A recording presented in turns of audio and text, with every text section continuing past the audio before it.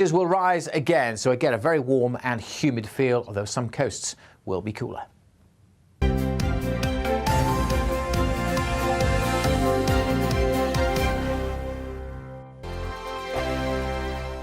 First and foremost, I am a GB News fan, and I was before I was working here. Just love the fact that we're asking the questions that a lot of establishment media won't ask. With a bit of a twist, we not only want to inform you, but we want to keep you entertained. It's worth the drive because you get in and the team's all ready and waiting, they're itching to go, and it's a proper little family. GB News is the People's Channel. It's the audience that makes the programme sing. We're giving our viewers and our listeners a voice. I see the thousands of your letters, tweets, emails, you name it, coming in. Britain is broken. How on earth did we get into this mess? But more importantly, how do we get out of it? The establishment had their chance. Now we're here to represent you. It's time for something different. It's time for GB News. I'm very patriotic. I believe in Britain. Our best days lie ahead. Britain's watching. Britain's watching. Join us here on GB News. The People's Channel. Britain's news channel. Join me, Patrick Christie's, Monday to Friday, 3 till 6. We tackle the day's news agenda like you've never seen before. It's high tempo, high octane, the most controversial topics, and the best guests. You will not be able to take your eyes and ears off it. I'm not afraid to ask the questions that you really want answered. 3 till 6 p.m, Monday to Friday on GB News, the People's Channel, Britain's news channel. I'm Andrew Doyle. Join me at 7 o'clock every Sunday night for Free Speech Nation, the show where I tackle the week's biggest stories in politics and current affairs with the help of my 2 comedian panellists and a variety of special guests. Free Speech Nation, Sunday nights from 7 on GB News, the People's Channel, Britain's news channel. Every Sunday from 11. Join Michael Portillo. There will be topical discussion, looking at the week before and the week to come. So kick back and relax at 11 a.m. on Sundays on GB News with me, Michael Portillo. GB News, the People's Channel, Britain's news channel. GB News has its own late-night paper preview show, Headliners, where comedians take you through the next day's top news stories. You don't have to bother reading the newspaper, we've got it covered for you. Headliners, every night at 11 p.m. and repeated every morning at 5 a.m. We won't send you to sleep like some of the other paper review shows out there. GB News, the People's Channel, Britain's news channel. Join me, Camilla Tominey, on Sunday mornings from 9:30, taking the politicians to task and breaking out of SW1 to see how their decisions are affecting you across the UK. Bursting the Westminster bubble every Sunday morning, only on GB News, the People's Channel. Britain's watching. Monday to Thursday nights on GB News. At 6, it's Dubes & Co. 7 o'clock, Farage. At 8, join Jacob Rees-Mogg. And at 9, Dan Wootton Tonight, followed by Headliners. On TV, radio and online. This is GB News. Westminster is going around in ever-decreasing circles, followed by the media. Britain is broken. How on earth did we get into this mess? But more importantly, how do we get out of it? Join me at 7 p.m, Mondays to Thursdays on Farage, here on GB News. We will have open, rational debate. We've got to work out how Britain moves forward from this. Join us here on GB News, the People's Channel. Britain is watching.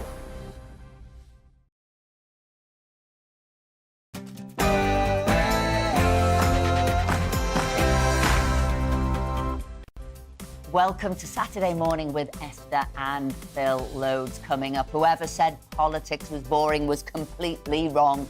Boris Johnson has announced he is quitting as an MP. The former Prime Minister's decision came as he would otherwise have faced prospect of a by-election following an adverse report from the Privileges Committee. We'll be speaking to the leading political blogger, Paul Staines, otherwise known as Guido Fawkes. You won't want to miss it because he said he will not be holding back and he knows a lot. And we'll have lots on Boris's resignation throughout the show. We'll also be sharing our exclusive interview with one of Britain's greats, Chairman of M&S, Archie Norman. And we'll have reaction from William Hague to share his reflections of working with Archie in business and in Parliament. And as always, we want to hear from you. So get involved in the show. Tell us what you think of Boris's resignation. Email us on gbviews@gbnews.com or tweet us at gbnews. But first, here's the headlines with Rory.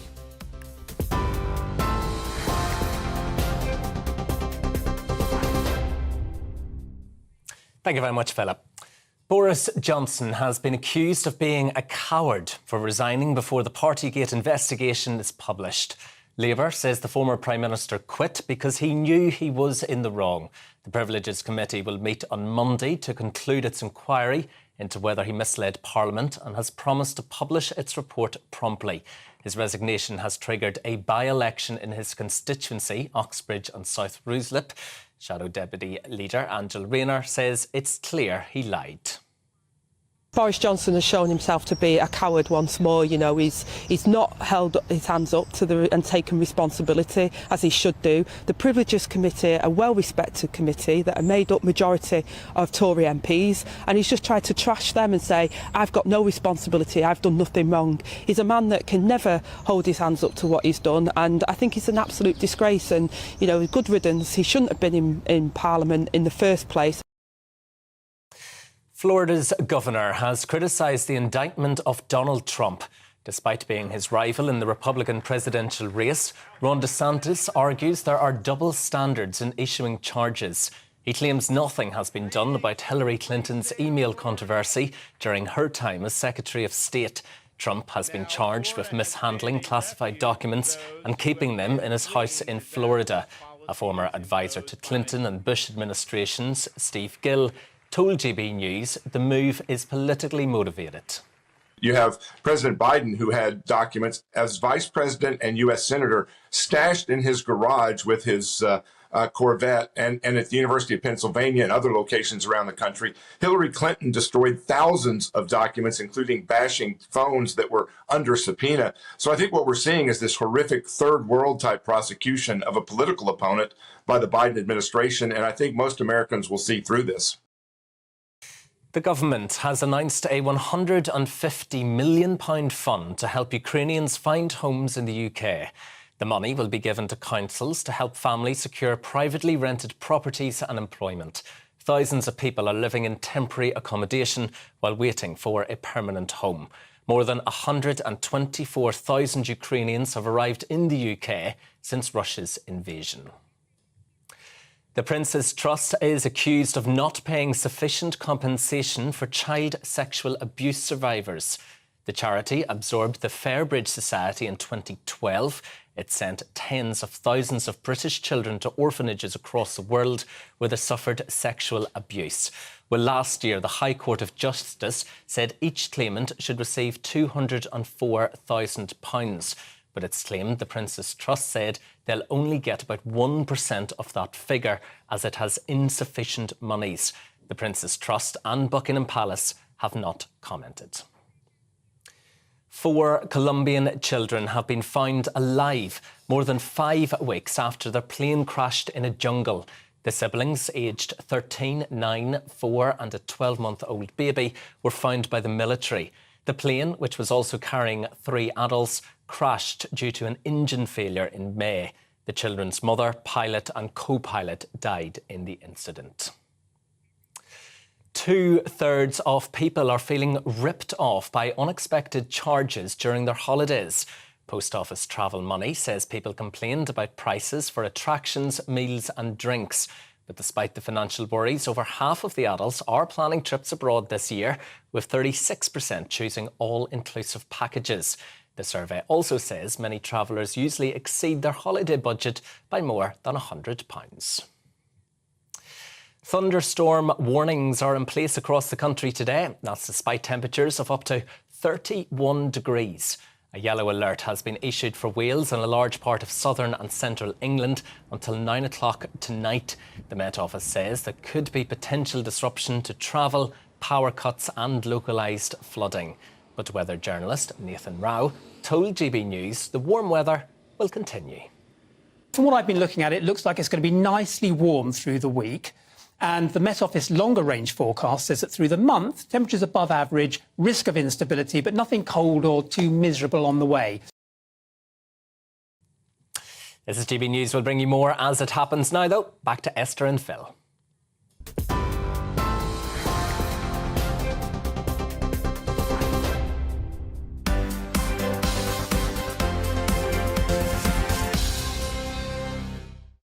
Thanks, Rory. Now, welcome back to Saturday Morning with Esther and Phil.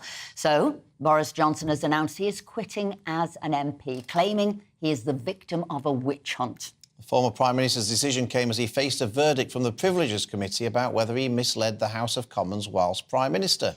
Well, we're joined now by Paul Staines, editor of Guido Fawkes. So, Paul, you're the man with the insight. So what do you think of the resignation and the resignation statement?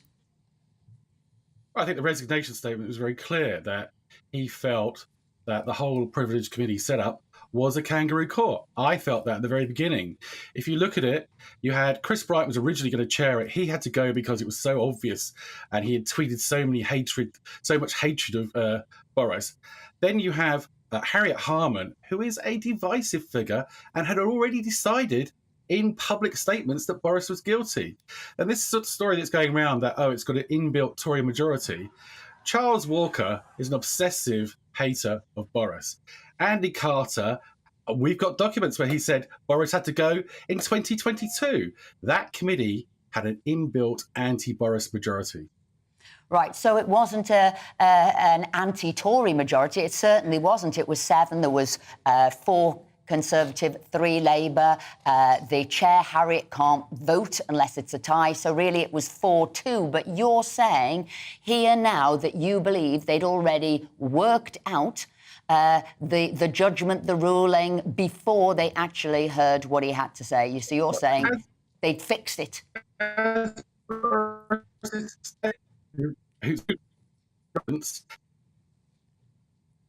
I think we've lost Paul. We have just at... Oh, hang on, here we go. Just at a crucial moment, we lost him. Have we got Paul back there? Because he's saying he thought it was all pre-judged. Here he is. Oh, no, he's not. Yes, no, he seems not. We're going to have to get him into another room. We will try and get him back because we want to hear what Paul thinks, and he's got the best insight of anyone in politics. He knows all the gossip. We also want to know who are the other MPs who are talking about forcing a by-election as well. We'd love to know who they are, and if anyone knows, it will be Paul. So we'll try and get him back up. We're delighted, though, we're joined in the studio by the Director of the Academy of Ideas, Claire Fox, and the Chief Executive of Downtown in Business, Frank McKenna. Big day in politics yesterday. Claire, what do you make of it all? Well, it's quite funny, isn't it? Because I'd just done my film Inside the Lords, in which I said it's been really quiet in Parliament this week. So it's your fault that we had all this. It is like sort of like nothing much has happened, I said. And then, within 5 minutes. What do you make of what Paul said, that, basically this was an anti-Boris committee and they've delivered a verdict that was anti-Boris? On the specifics, there is a mood about that you feel as though revenge for the populist revolts of 2016 and 2019 is on the agenda. There's even the gleeful response to Boris's resignation has that mood to it. I don't know the specifics of the committee. I've read the resignation letter like everybody else has done. The only thing that I'll say is I wrote something when Boris got elected in 2019 saying you've had these votes loaned to you. Don't take advantage of them. Although I think that the demise of Boris has been vicious and ruthless in a variety of ways, I don't recall, while he was the Prime Minister, gleefully jumping up and down at the kind of things that he was doing. I remember COP26 and thinking, what are you talking about? The whole world, in the middle of a restricted period at lockdown, we were told the most important priority was net zero. Yeah. So what I'm saying is, resignation letter, when he's saying you're not conservative enough, you need to get back to that agenda, that 2019 manifesto. Do you think he wasn't living up to what he was telling other people to do, Frank? I'm amazed that people are still trying to enable Boris Johnson. I just very briefly jotted a few things down before I came on. So lied to the Queen about proroguing Parliament, lied to the DUP over the Northern Ireland Protocol, gave his mate who facilitated an £800,000 loan the chairmanship of the BBC through multiple parties at Downing Street whilst us lot were locked down, and then ignored the advice about sexual misconduct complaints against Chris Pincher. It's a slightly partial. I mean, you know, that's a slightly partial. Well, I mean, that's there's a litany. When you said he lied to the Queen about proroguing Parliament, I mean that was only because of a decision ultimately made by the Supreme Court, and at the time people thought it was I think there was a lot of people who warned him of that. But clearly, Phil, but even before that, Michael Howard sacked him for lying to Michael Howard from the cabinet. The problem is he's not been removed sacked him for for that. lying to a newspaper editor.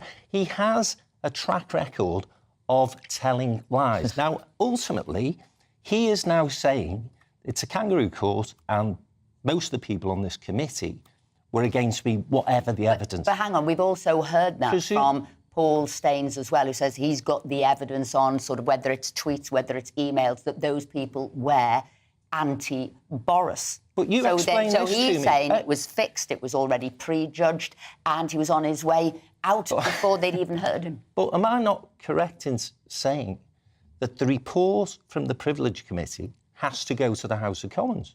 Now, the last time I looked, the House of Commons has quite a big Conservative majority. So what Boris Johnson is now trying to convince us is that the MPs who he believes he delivered in the 2019 general election were going to support a Privilege Committee which, in his words, was a witch hunt. So either the Conservative Parliament... The problem with that, Frank, is that the last time that the House of Commons tried to, in effect, vary a decision made by the Standards or Privileges Committee, which was with Owen Paterson, they got their fingers burnt, and so that will probably be... So they don't want to do that. So whatever people's... The point I'm making is whatever people's thought about the actual report would not necessarily mean that they would vote accordingly. But what I want to know is the sort of absolute hatred that the Labour Party has for Boris Johnson. Some people would say... And you were showing a bit of that there. Yes, you don't mind me saying. Some people would argue that that's because they know he's a winner. They fear Boris Johnson, and therefore that's why they're so desperate to discredit him, because he's the person that they fear the most. What would you say to that? I think he's discredited himself. I mean, I've just read out a list of things there, and Philip...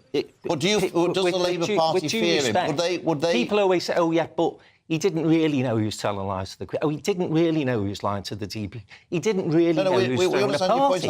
So he's either thick or he's a liar. What I'm getting at, what I'd like the answer to is, does the Labour Party, would they fear fighting him at the election as opposed to anybody else? Yeah.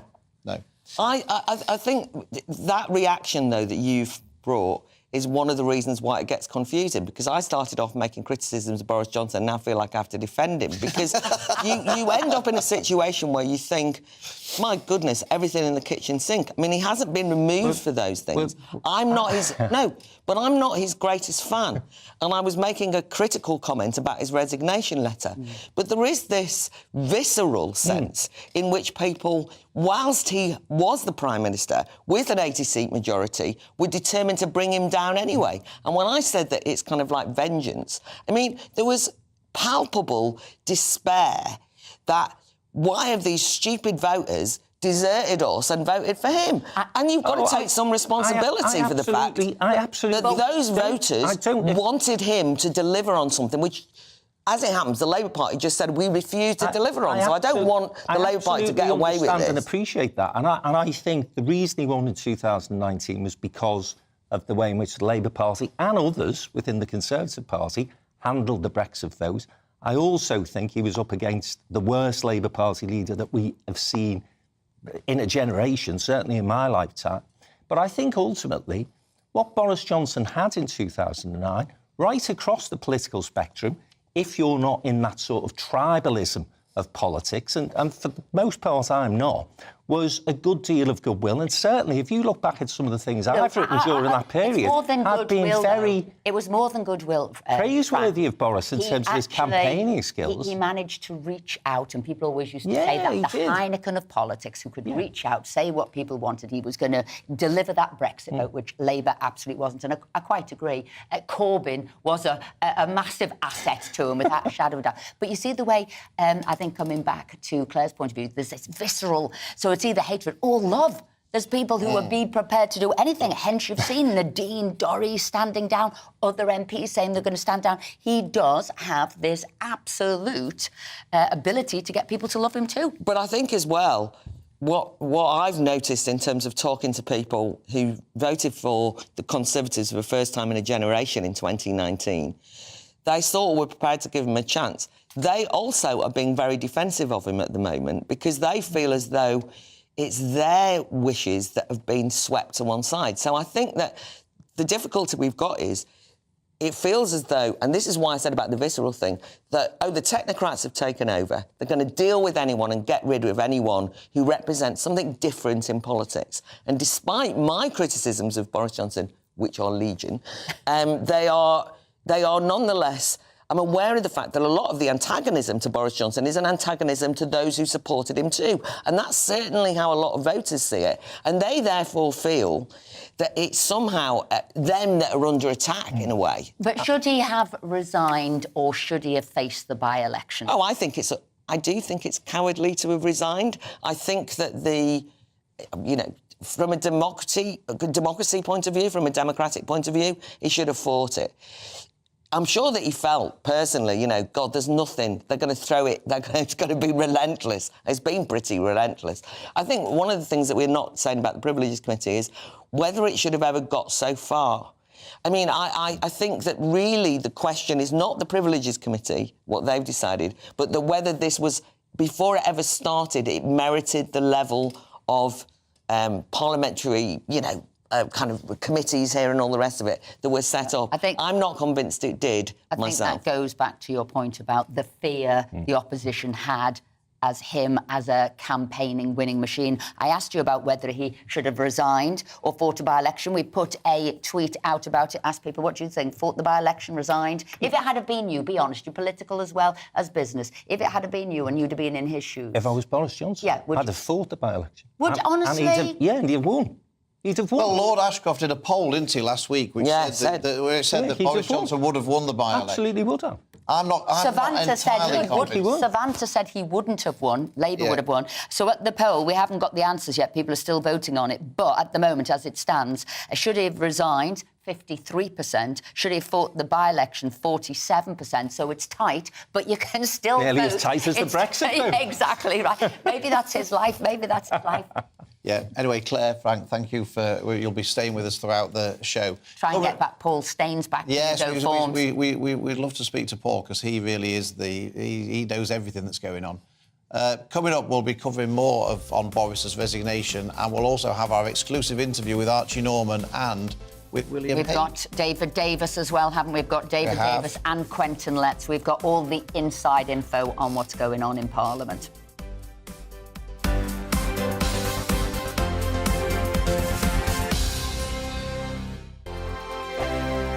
First and foremost, I'm a GB News fan, and I was before I was working here. Just love the fact that we're asking the questions that a lot of establishment media won't ask. With a bit of a twist, we not only want to inform you, but we want to keep you entertained. It's worth the drive because you get in and the team's all ready and waiting, they're itching to go, and it's a proper little family. GB News is the People's Channel. It's the audience that makes the programme sing. We're giving our viewers and our listeners a voice. I see the thousands of your letters, tweets, emails, you name it, coming in. Britain is broken. How on earth did we get into this mess? But more importantly, how do we get out of it? The establishment had their chance. Now we're here to represent you. It's time for something different. It's time for GB News. I'm very patriotic. I believe in Britain. Our best days lie ahead. Britain's watching. Britain's watching. Join us here on GB News. The People's Channel. Britain's news channel.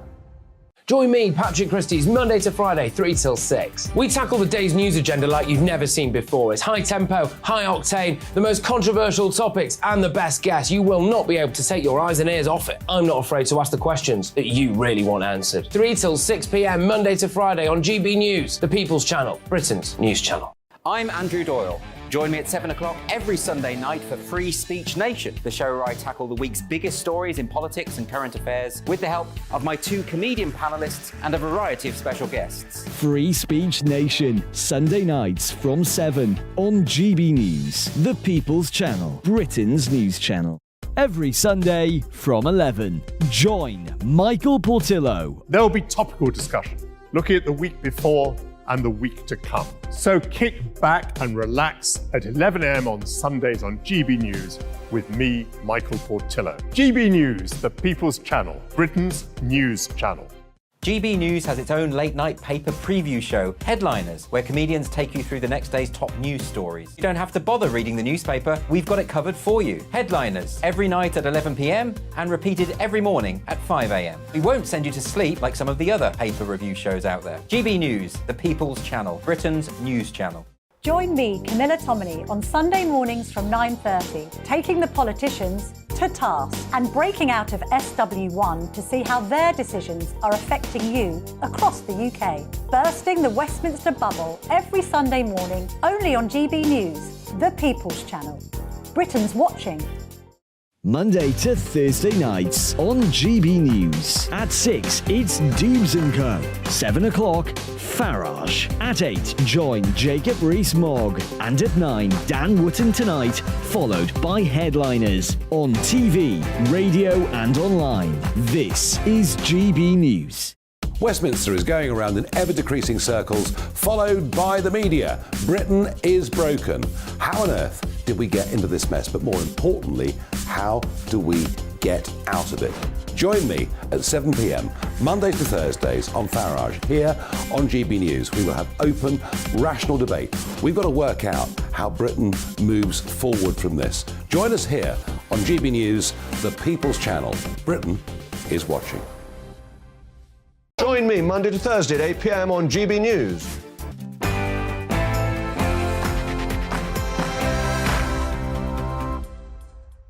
Welcome back to Saturday Morning with Esther and Phil. The time now is 10:22. What a morning it's proving to be with Boris Johnson's resignation. Some of your views coming in here. Graham says, what a pathetic shower the Tories have proven themselves to be, handing over to what will be a disastrous Labour government which will destroy the country. Well, earlier this morning, Labour's deputy leader has given her thoughts on Boris Johnson's resignation. So let's have a listen to what she had to say.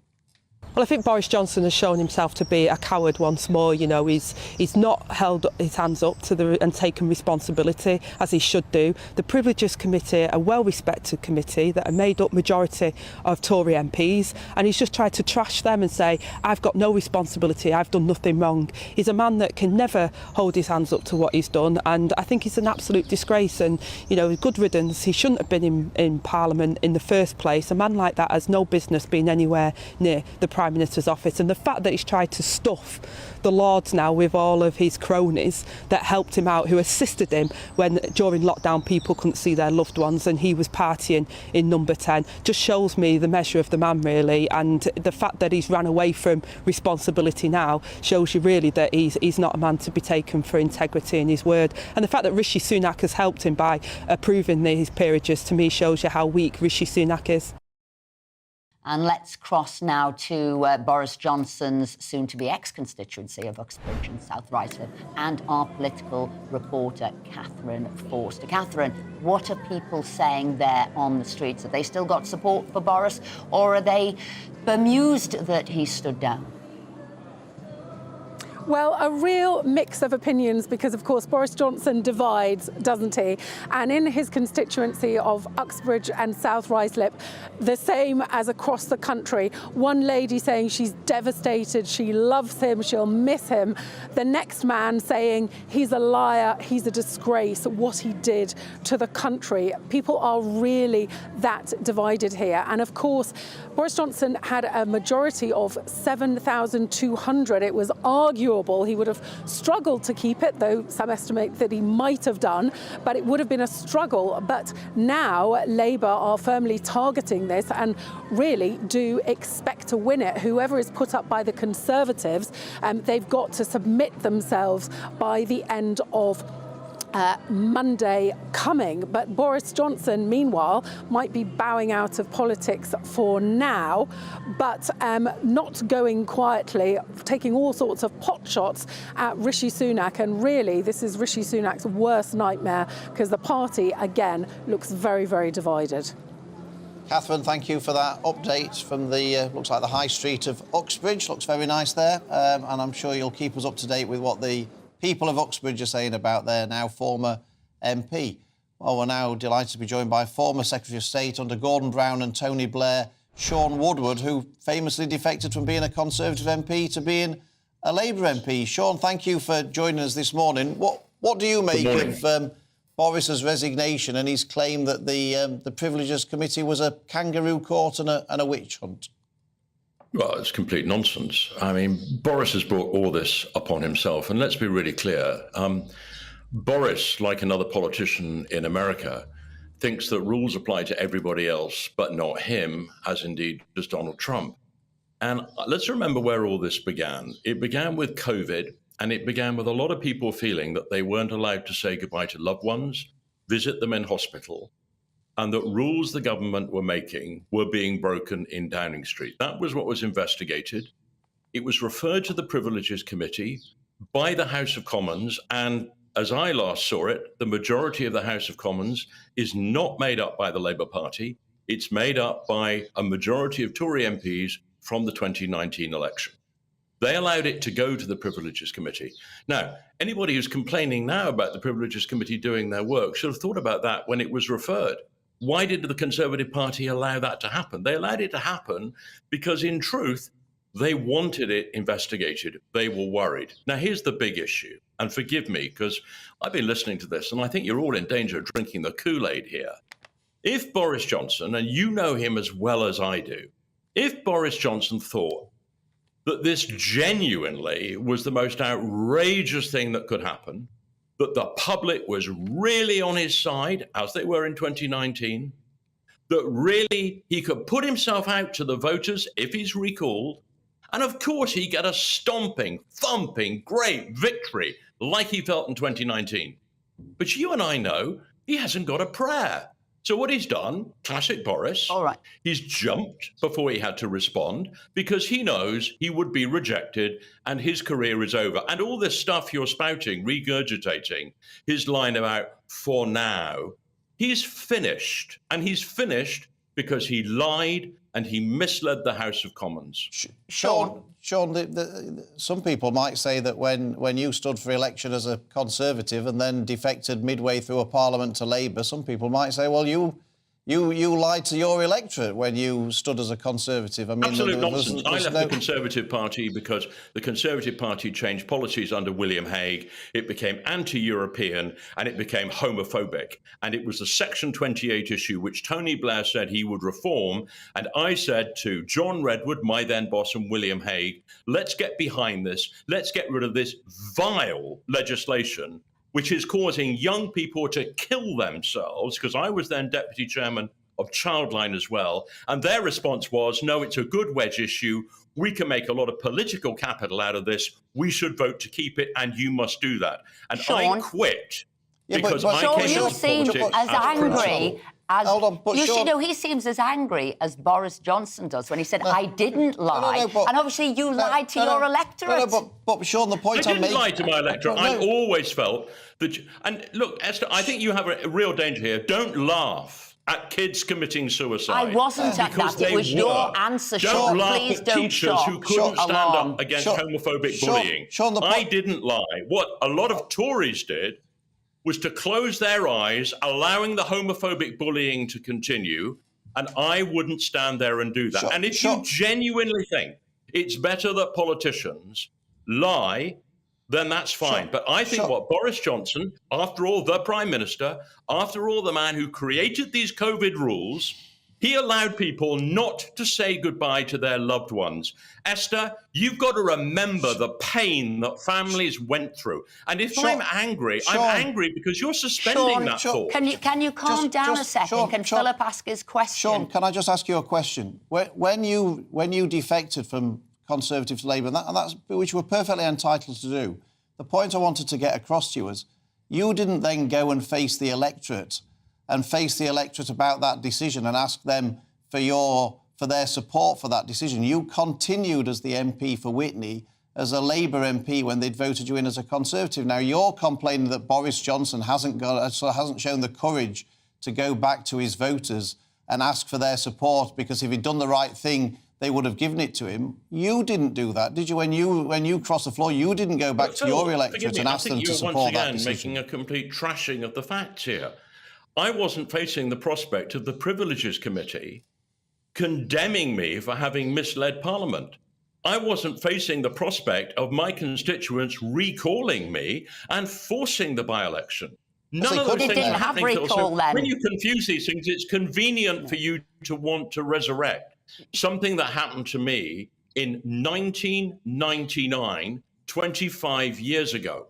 But right now, we are dealing with a Prime Minister we'll have to who bring the misled interview Parliament. to an end, but I think we've got your point very clearly, that, you know, in your eyes, that really he misled Parliament and he should have stood for a by-election. So thank you for and crucially, joining us Esther, my this thought behind morning. that are the families whose lives were destroyed when Boris Johnson thought the rules that he put on them did not apply to him and the hundreds Sean, of people we've he heard had that working many with him. times. You've said that several times now. So but thank you for joining us today. Now let us know what you think about all of that. GB Views at gbnews.com. Did you think it was going to be that fiery this morning? No, I thought it was going to be quite a genteel interview, to be perfectly honest. It sort of... It sort of went off on a tangent. What I thought was intriguing, though, he had that same anger that anybody could see another point of view as Boris is having, and he didn't quite get that he had misled his constituents. Didn't know I'd struck such a nerve so many years on, but anyway... Coming up, we'll be having our exclusive interview with the M&S chairman Archie Norman and former Conservative Party leader William Hague. You certainly won't want to miss that. It's all about family, being in people's living rooms, all the interaction and getting to know who our viewers and listeners are. When I was young, my dad used to say, "Nah, stop arguing." I wanted an outlet that would enable me to give my opinion. People are going through a really hard time right now, and I know that you don't feel like you're being listened to by the establishment. I came to GB News because it's the People's Channel, and I want the audience to have their say on the events of the day. We're dynamic. We do something different. Democracy shows that the wisdom of the nation is in its people.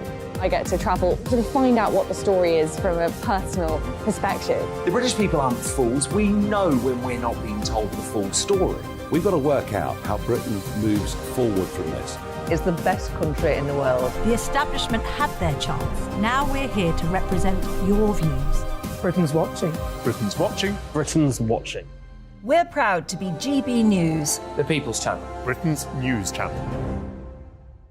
I'm Jacob Rees-Mogg, the Member of Parliament for North East Somerset and a former government minister. For years, I've walked the corridors of power in both Westminster and the City of London. We need to have the arguments, the discussions on how we make it better. Crop failures, famine, war, suffering on a scale completely unimaginable. We are putting the cart before the horse. As Charles I said at the scaffold, he was the true defender of liberty. Yeah, I've completely derailed the conversation. Join me Monday to Thursday at 8 p.m. on GB News, Britain's news channel. So Jubes and Co, we tackle the issues of the day with real, robust debate, both sides of the fence, battling it out with me in the middle with my forthright opinions and views. And often really interesting things happen because you start with a position and then by the end of the debate you find actually, well, I might not have thought about that one. What we need in this country is 2 new political parties. You should maybe think about doing a 2024 calendar. I'm Michelle Dewberry and I'm keeping you company right through until 7 o'clock this evening. GB News, the People's Channel, Britain's watching.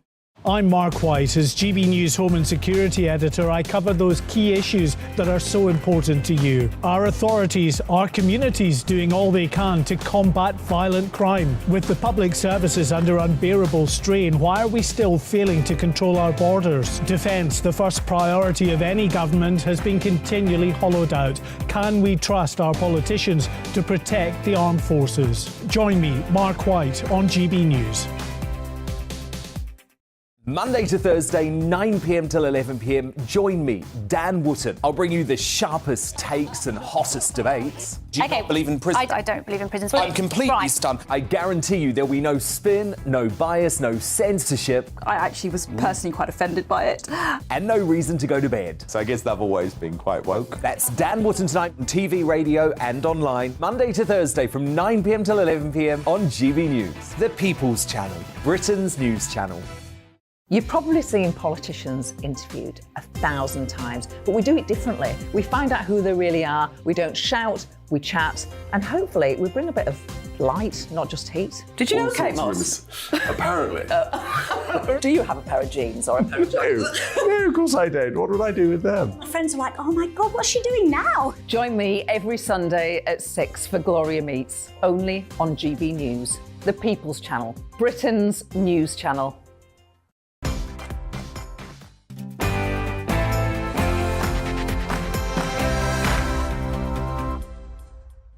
Welcome back to Saturday Morning with Esther and Phil. I tell you one thing, I can't quite get over Sean Woodward there. He was right fiery, wasn't he? Didn't want to answer the questions. Typical politician, what can I tell you? Anyway, with all the turmoil that comes in politics, who would choose to go into politics? Can't believe it, can you? Particularly if you were a FTSE 100 chairman and executive there. Well, we asked Archie Norman that question. This is part of our exclusive interview with him, and this is what he had to say. Hugely successful in business. Most people would say, why on earth would you have gone into politics? Particularly when it wasn't the best time for the Conservative Party. Actually, a lot of people did say that at the time. My friends in business, they all said, what are you doing? You know, why on earth would anybody do that? In a healthy country, men and women of talent, ability and achievement, and especially if you had my sort of background and you've had a chance to save a bit of money, you ought to go into public life. For a period. Did you think you were going to turn around the Tory party then? It's 1997. Yeah, of course I did. But is that what it was? You thought you would go, and is politics no, much, I didn't much think slower I wasn't than business? that arrogant enough thinking I could do it, but I thought I could play a part after this long period in government when it's sort of run out of road, run out of ideas.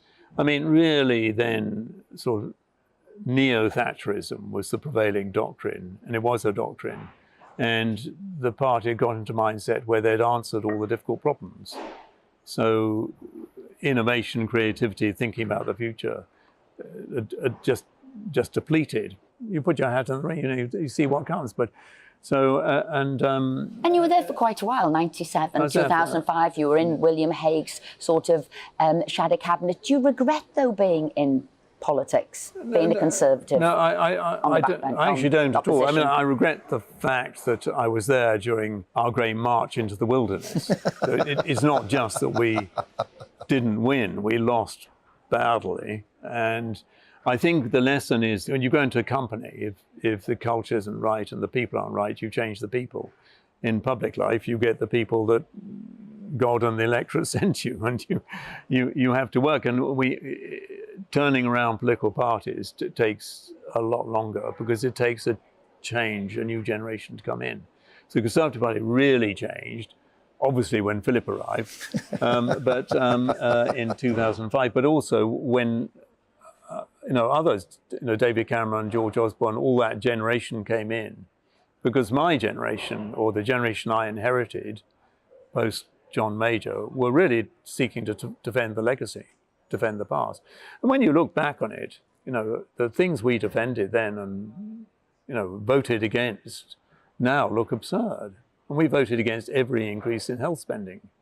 We stayed up all night. John Redwood led this, all night, voting against the introduction of the minimum wage. We're now big exponents of the minimum wage. I think the genesis of any turnaround in business or public life starts with the unvarnished truth. So it's that moment when the party can face into itself, or business can face itself and say, if we don't change, we're not going to survive. We're not going to be back in government.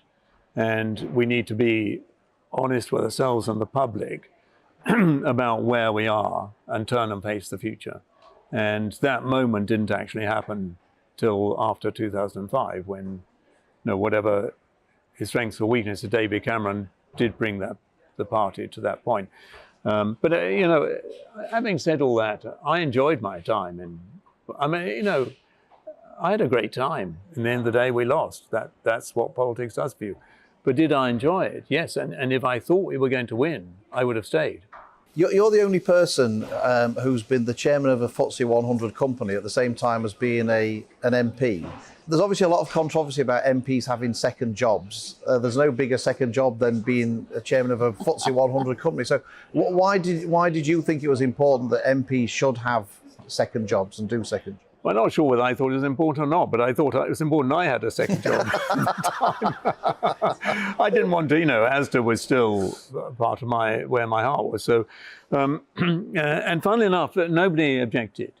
Not then, but they would now. Surely they'd say vested interests, big business. Now there'll be a lot more kerfuffle about it. But at that stage, it was thought to be a great thing that people had attracted this guy who was chairman of FTSE 100 company into public life. The constituents loved it. I had to promise not to build an Asda in the high street, but they loved the idea that it was sort of kind of flattering. And you have to remember, around all this controversy, you cut through all the media and the conflicts which have to be managed. 130 MPs do have second jobs. They're ministers in the government. And being a minister in the government last time, well, you'd know. Yes, I've never been a minister. It's a big second job. It's a full-time job, isn't it? It's a full-time job. Really, so that it's logistically, for most people, this is quite a doable idea. And keeping MPs grounded in sort of the real world of employment, of workplace and so on, isn't such a bad thing. So I'm not sure that we're right to go down this world of professionalisation. So if you were 43 now, would you go in? With the hope maybe of being yes, a PM would, yeah, or what yeah. have you? I would do, because I think it's a noble cause, and that's why you're there. And I think it's the right thing to do. And actually, you can say better than I, because I haven't been there for a long time. But when it's good, it's very good. People I know, like you, have been Secretary of State and been in the cabinet, all would describe that period of their career as the most exciting, the most adrenaline-filled period of their career, but also normally the one where they achieved more. And that's pretty special. Archie, you were a massive opponent of Brexit. Have you reconciled yourself to Brexit, or do you still hanker after a return to the European Union? I wasn't a massive opponent, but you were a massive proponent. I was. It's all relative. It's all relative. I still am. I know but you're a romantic, aren't you? I always think the thing about Brexit Archie, can I answer that? No, I don't think he is a romantic. As his wife, I'm not sure that he is a romantic. But he is carry when on. it comes to politics. Because Brexit was a romantic idea. This idea of independence, and I think we accept that Brexit has produced something of what Brexiteers wanted as an economic outcome. It doesn't look so pretty at the moment, but we can all see that. No, look, I think the world's you've just got to move on. The expression Brexit should be dropped from the lexicon of British politics. It's done. It was years ago. We got to. There's a lot of people trying to fight the last war, and the challenge now is to accept that's happened and to reforge our relationships with European Union countries and partnership with the biggest trading nation, the biggest trading partner we have in the world. There we go. That was Archie Norman's view on his time in politics. That cool, calm-headed person. We do need people like that in Parliament. Yeah, absolutely we do. And I should say, we did this interview before the turbulent events of yesterday, but we spoke to William Hague. If we'd only been able to speak to him about after the turbulent events. events. If only Boris had resigned before we spoke to William Hague. Anyway, we didn't. But we spoke to William Hague earlier and asked him what makes Archie Norman so successful in business. Incredibly clever, for a start. I mean, he is at the top end of any IQ scale or anything like that, but not just academically clever. He can work out the solution to anything. You can give him any situation in business or other aspects of life and say, you work out a strategy, and he will work out the strategy and how to do it. And then his other quality is when he sets about something, he's very determined about it. He removes anybody who isn't going to be any good, but he really motivates the people who are going to be good. He gets respected in an organisation. But it was a big thing for a chairman of a FTSE 100 company to become an MP and be one at the same time. But I'm wondering, when you say about this colossus of a person, what were the expectations of MPs in Parliament for him? The expectations were quite high, but you two know very well that Parliament is a big leveller, actually, that people who are really big fish before they come into Parliament are pretty small fish when they actually arrive in Parliament, where suddenly there's 650 people who all think they're pretty big fish. So I think he had to get used to that quite a bit. Somebody who's so senior in the business world doesn't instantly mean a lot in politics. Do you think, William, he was as well suited to politics as he was to business?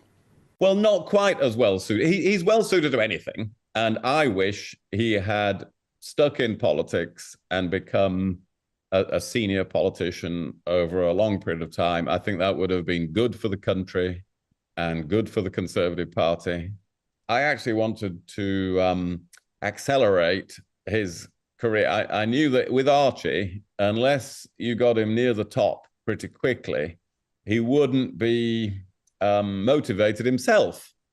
He's very good at motivating other people, but you have to work out how to motivate him, and that's what I was trying to do. Well, on that, William, you did accelerate his promotion. You decided to put him up against John Prescott as the shadow to John Prescott. Now, I wondered why you chose Archie to shadow John Prescott. Was this your sense of humour, or did you realise that a towering intellect was going to be required to take on John Prescott?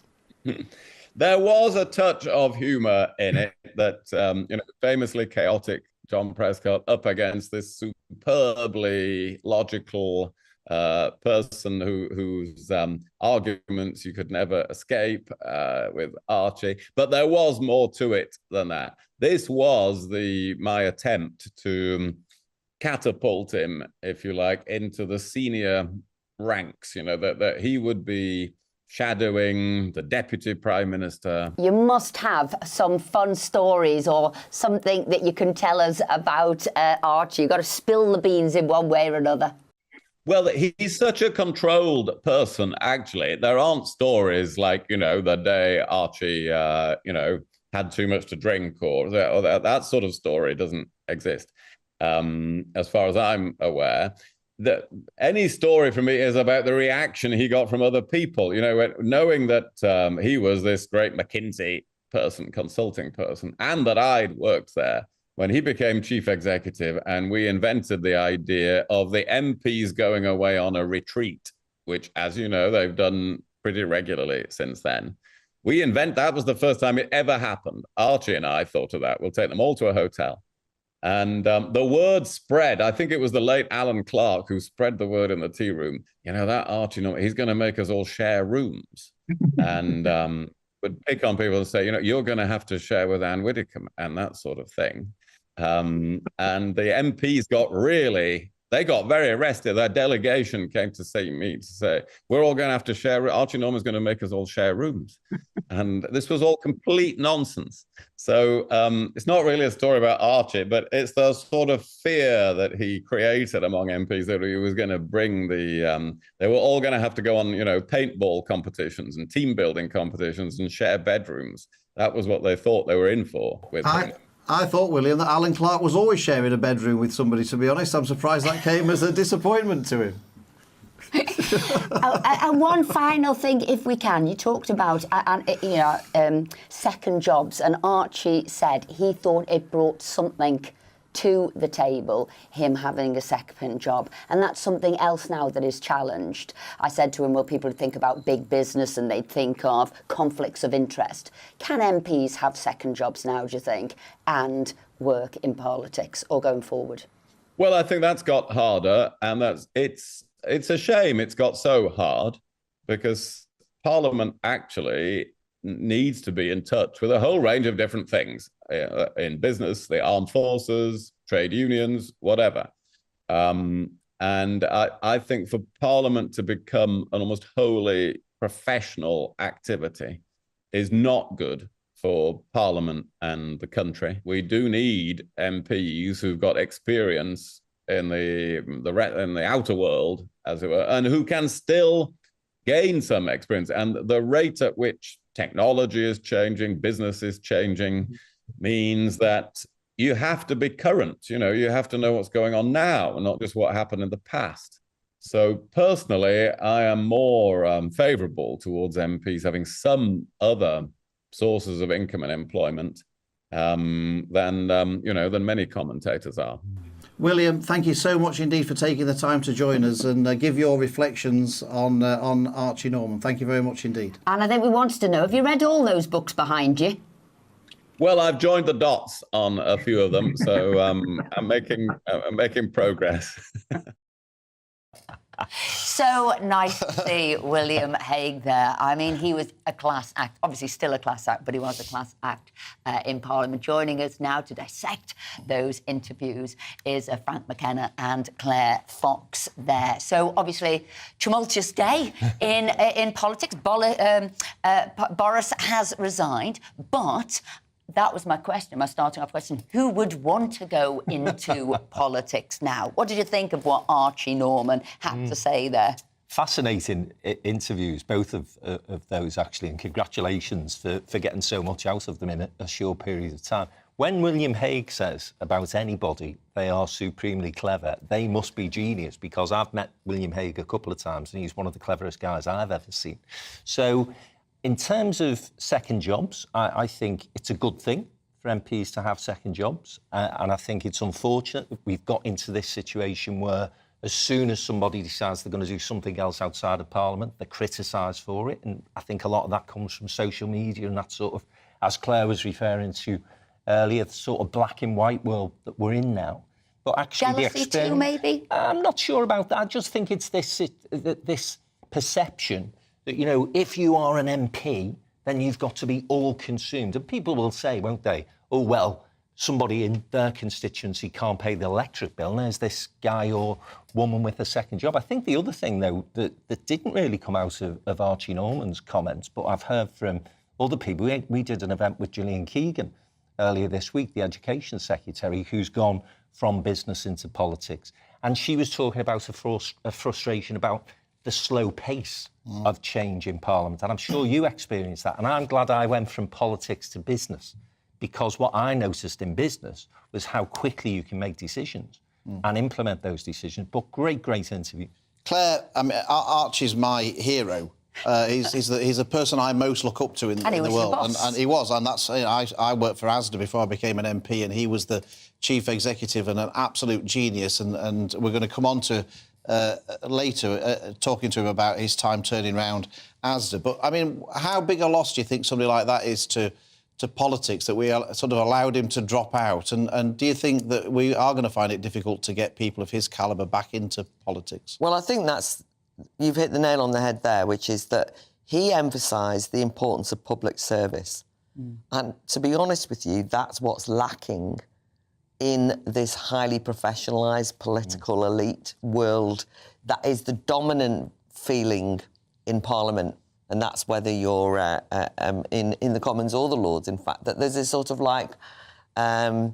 group of people who lack that commitment to, and let's be honest, changing the world. But he was making a sacrifice. He was making a conscious decision. And it's not just, I mean, I thought it was great that William Hague noted, and that includes, people, whether they're from business or from trade unions. I mean, in other words, it's to have a sense of people in Parliament who have got some experience, who are prepared to be challenged, who are not yes people, who are not wandering around with a script that they're following, who don't just follow the whips out of some, and kind of read out their speeches in this kind of drone-like fashion. I mean, that is one of the reasons why I think, despite not wanting to go back on the Boris Johnson thing, because he was a bit different, people had a sort of sense of, oh, this is a slightly different kind of politician. So I loved the interviews, thought they were really interesting, and I think that it's the loss of that heart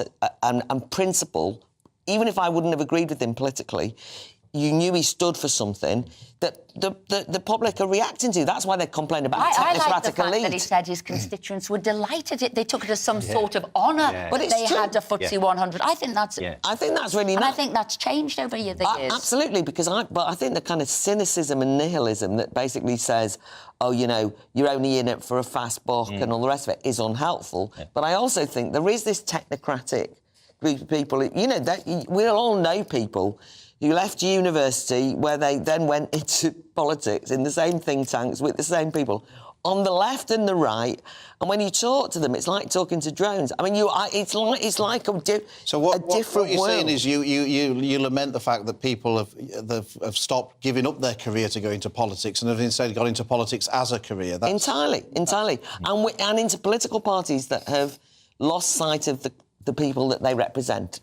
Claire, Frank, thank you very much indeed. Now, coming up, we'll have more from Archie Norman and that exclusive interview. And we've got David Davis coming on as well, former Cabinet Minister. He'll be sharing his insight into the ongoing fallout of Boris Johnson. We've got Quentin Letts too, straight after this.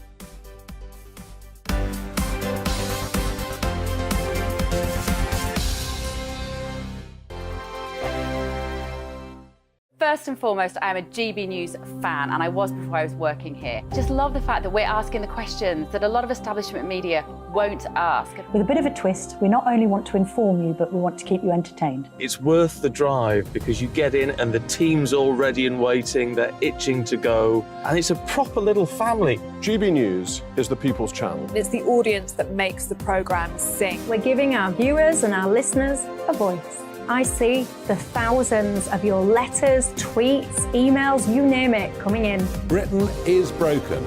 How on earth did we get into this mess? But more importantly, how do we get out of it? The establishment had their chance. Now we're here to represent you. It's time for something different.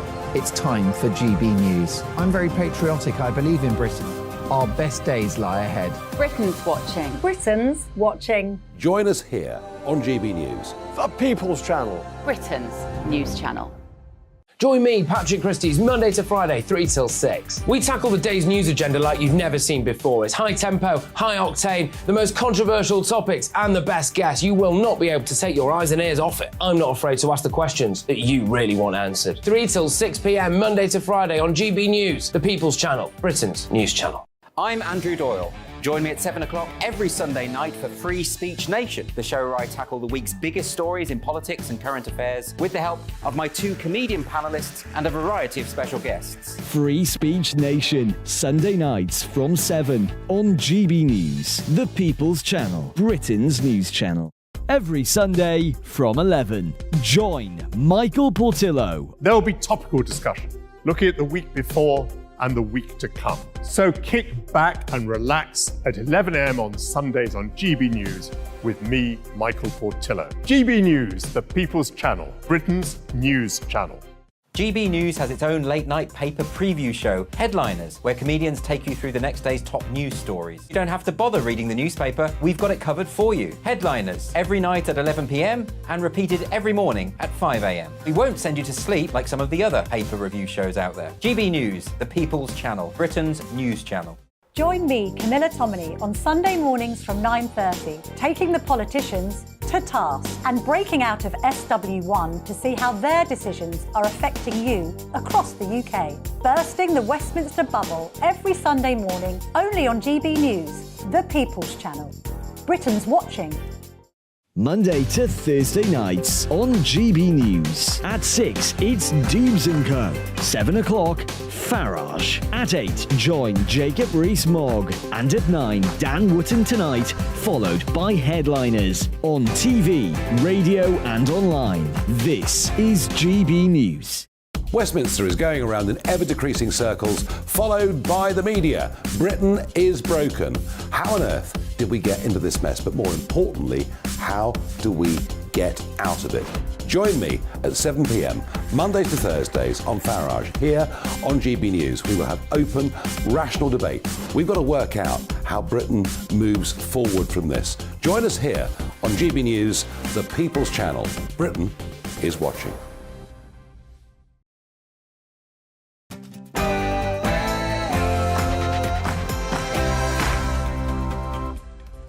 Welcome back to Saturday Morning with Esther and Phil. Loads still to come, including reaction to the Boris Johnson resignation. We've got David Davis and Quentin Letts joining us. And known as the king of turnarounds, we bring you our next section of our exclusive interview with one of Britain's greatest businessmen. That's Archie Norman. And with the Champions League final kicking off later, we'll be joined by Aidan McGee to give us the latest from the world of sport. And as always, we want to hear from you, so get involved with the show. Email us at gbviews at gbnews.com or tweet us at gbnews. But first, it's time for the headlines with Rory.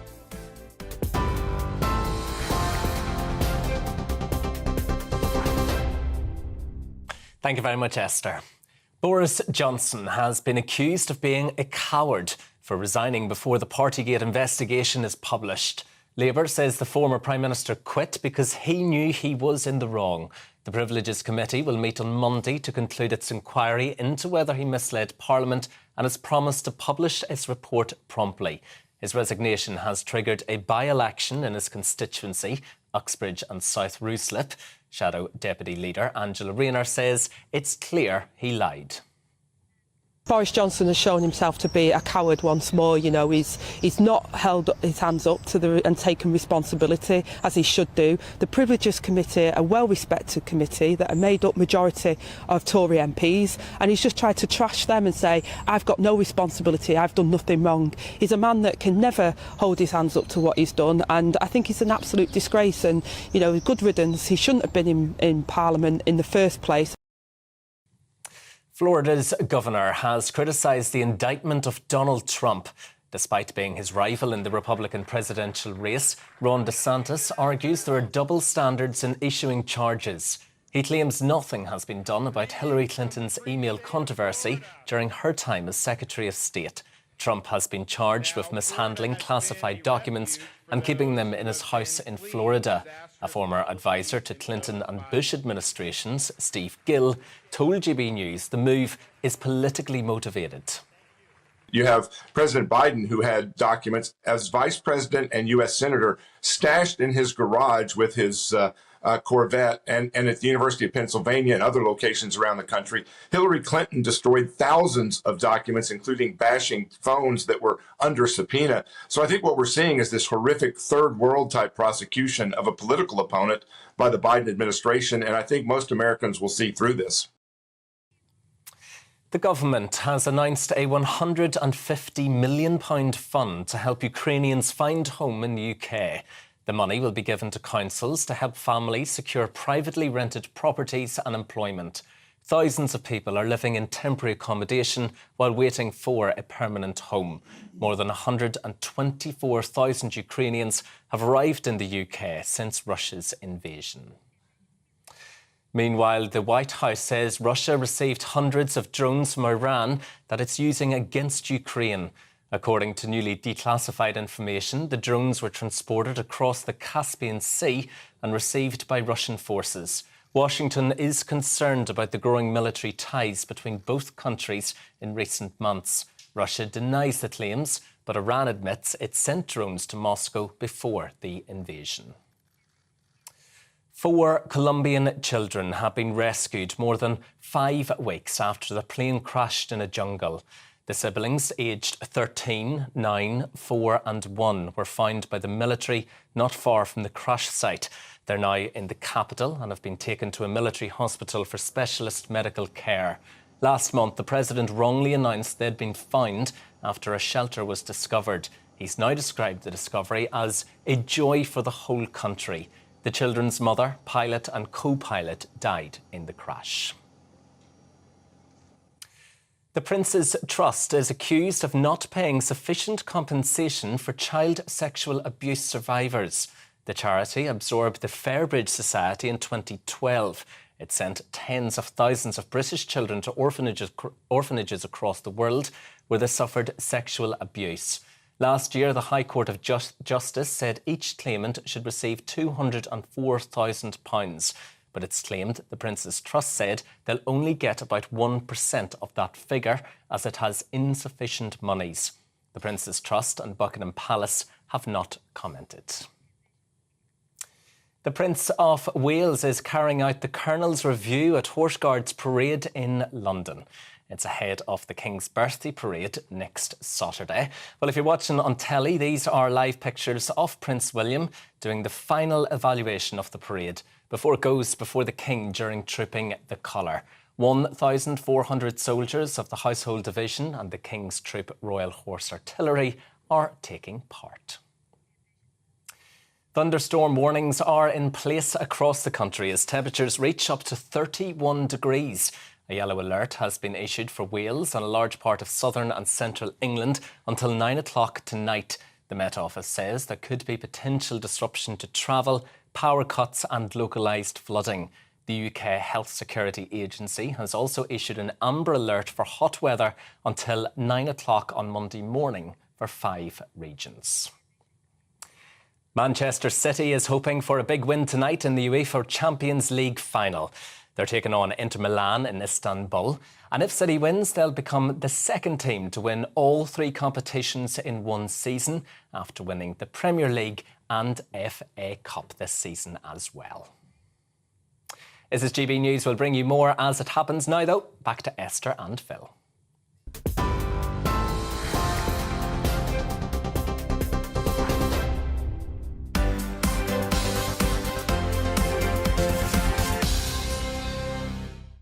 Thanks, Rory. Welcome back to Saturday Morning with Esther and Phil. Now, Boris Johnson has announced he is quitting as an MP, claiming he was a victim of a witch hunt. The former Prime Minister's decision came as he faced a verdict from the Privileges Committee about whether he misled the House of Commons whilst Prime Minister. Well, we're joined now by Conservative MP, former Cabinet Minister, David Davis. So, what do you make of what's gone on? Well, I'm unsurprised. I mean, everybody knows about Boris's bluster and banter. What people forget is he's also a very careful calculator when it comes to politics. And if he had been able to win his by-election, that would have been his exoneration. He could have come back and said, oh, right, see, the public have believed in me. They believe my line, my excuses, whatever. But he didn't. He knows full well he would lose a by-election, and therefore this is his only way out, to stand down. And I'm afraid with Boris's normal approach, he stands down by doing as much damage to everybody as he can.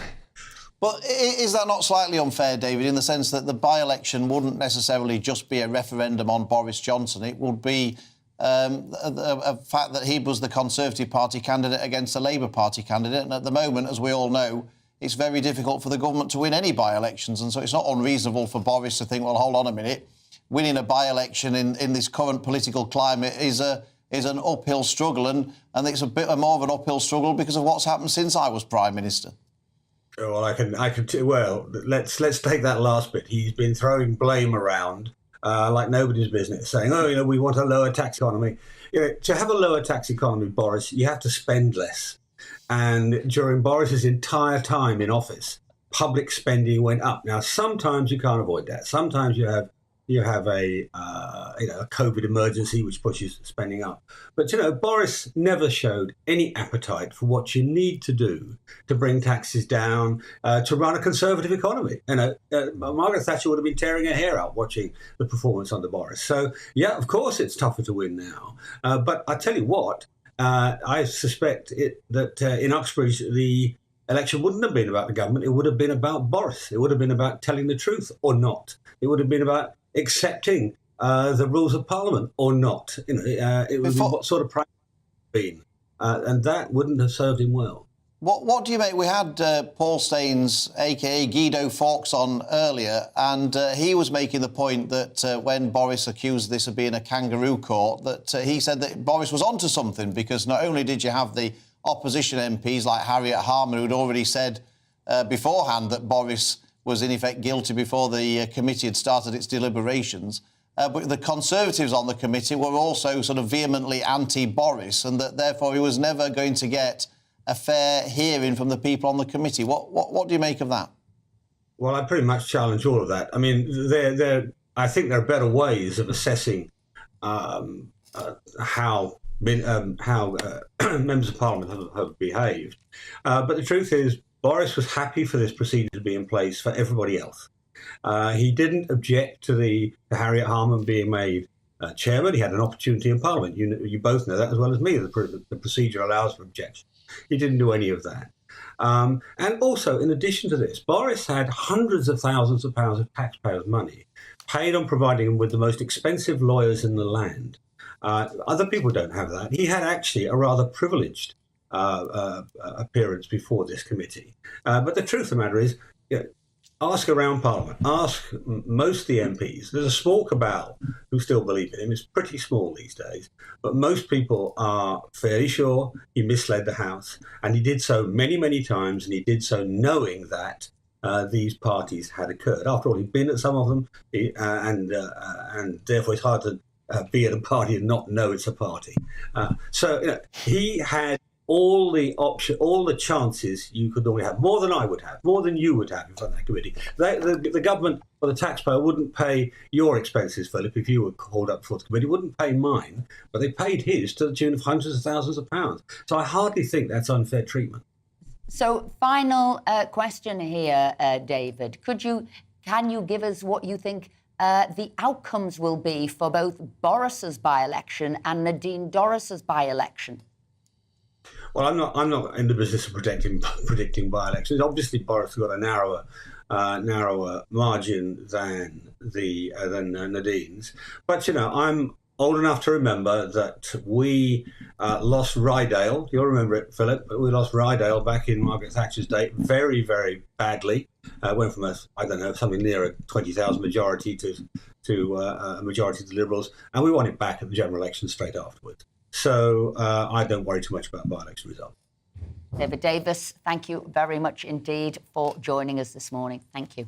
What perturbed me about that interview, if you don't mind me saying so, is he said, "You'll remember that, Philip," as if I'm like years older than you are, Esther. I mean, what an absolute cheek of the man.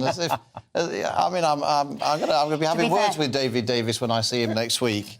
We didn't have to go too far back to see a by-election loss significant. Right. We only have to look at Owen Patterson's, don't we? A 20+ thousand majority lost. I know. I was trying to make you feel. I was trying to move it on. I'm going to be having words with him next week. You know what we should do? Should we ever try taking your hair black instead of being grey? Should we go black again? Make you look years younger. It's marrying you that's aged me.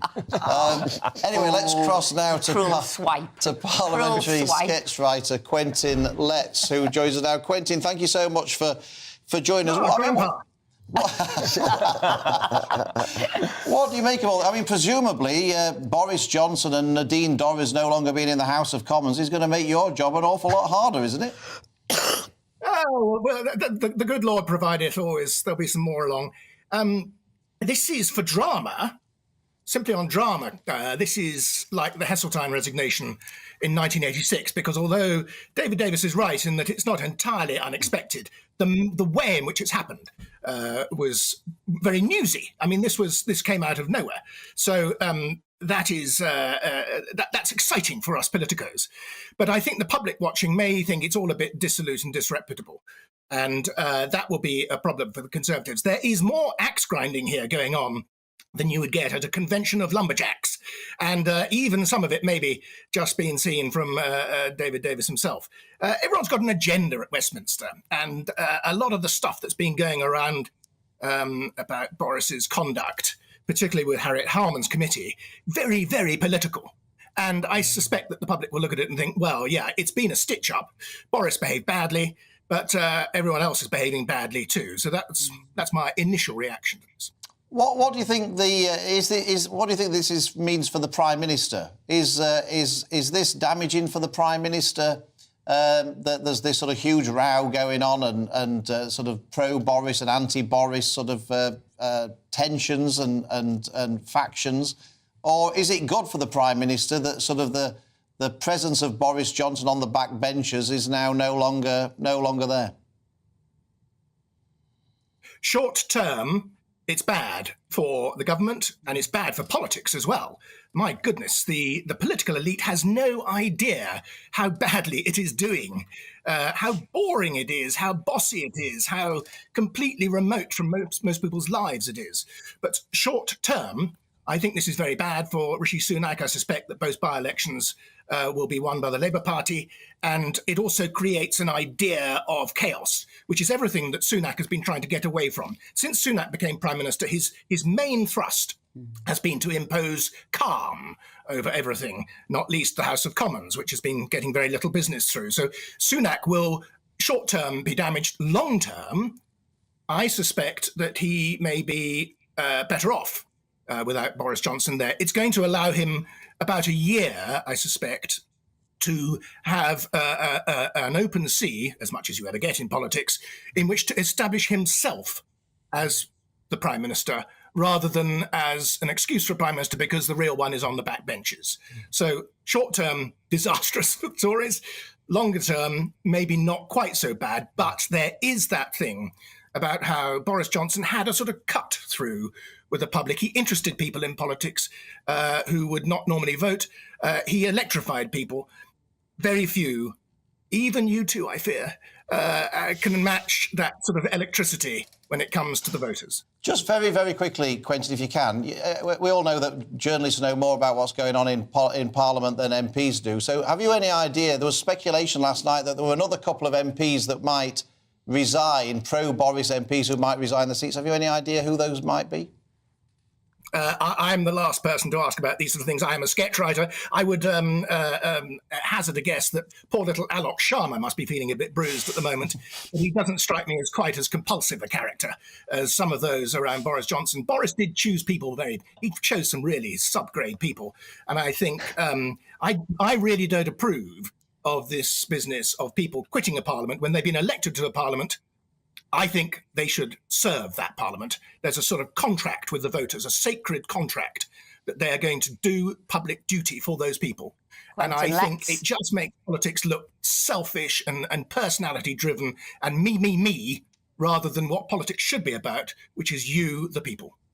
Quentin, thank you very much indeed for joining us this morning. We're also still joined in the studio by Director of Academy of Ideas, Claire Fox, and CEO of Downtown in Business, Frank McKenna there. So... Claire, I know Claire wanted to... She got fired up by something that Angela Rayner had said and was bursting at the seams to say something.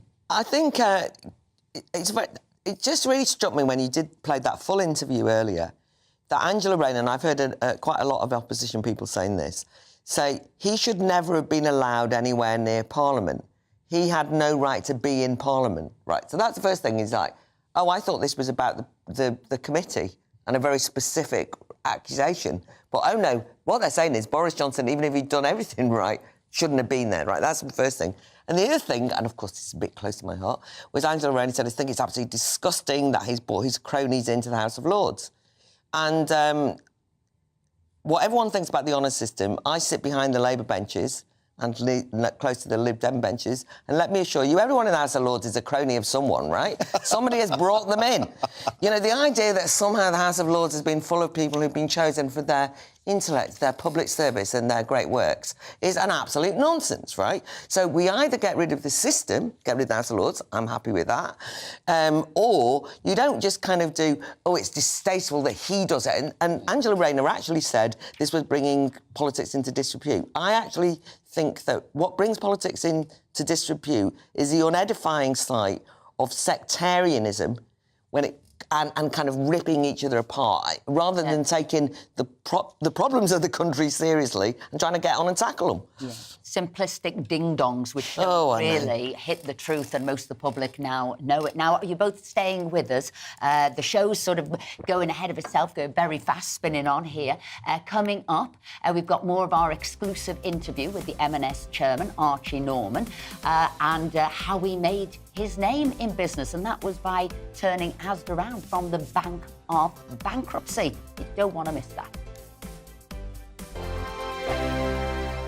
It's all about family, being in people's living rooms, all the interaction and getting to know who our viewers and listeners are. When I was young, my dad used to say, no, stop arguing. I wanted an outlet that would enable me to give my opinion People are going through a really hard time right now, and I know that you don't feel like you're being listened to by the establishment. I came to GB News because it's the People's Channel and I want the audience to have their say on the events of the day. We're dynamic. We do something different. Democracy shows that the wisdom of the nation is in its people.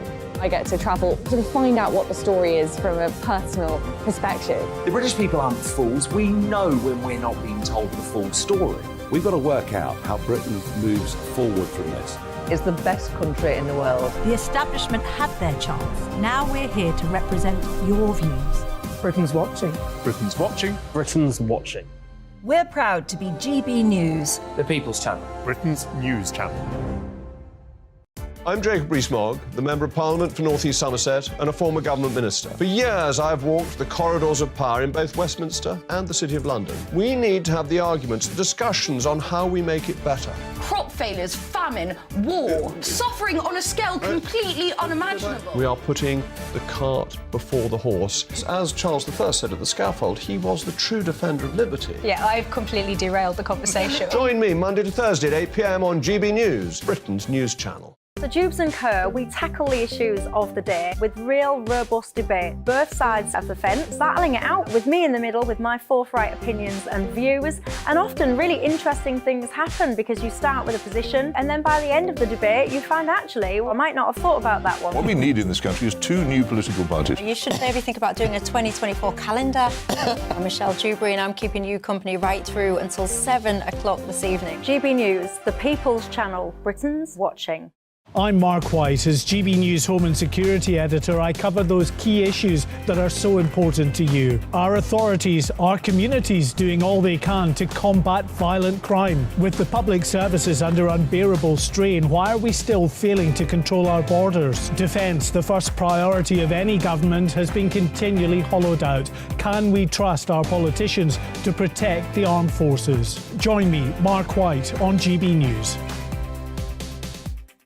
Monday to Thursday, 9 p.m. till 11 p.m. Join me, Dan Wootton. I'll bring you the sharpest takes and hottest debates. Do you not believe in prisons? I don't believe in prisons. I'm completely stunned. I guarantee you there'll be no spin, no bias, no censorship. I actually was personally quite offended by it.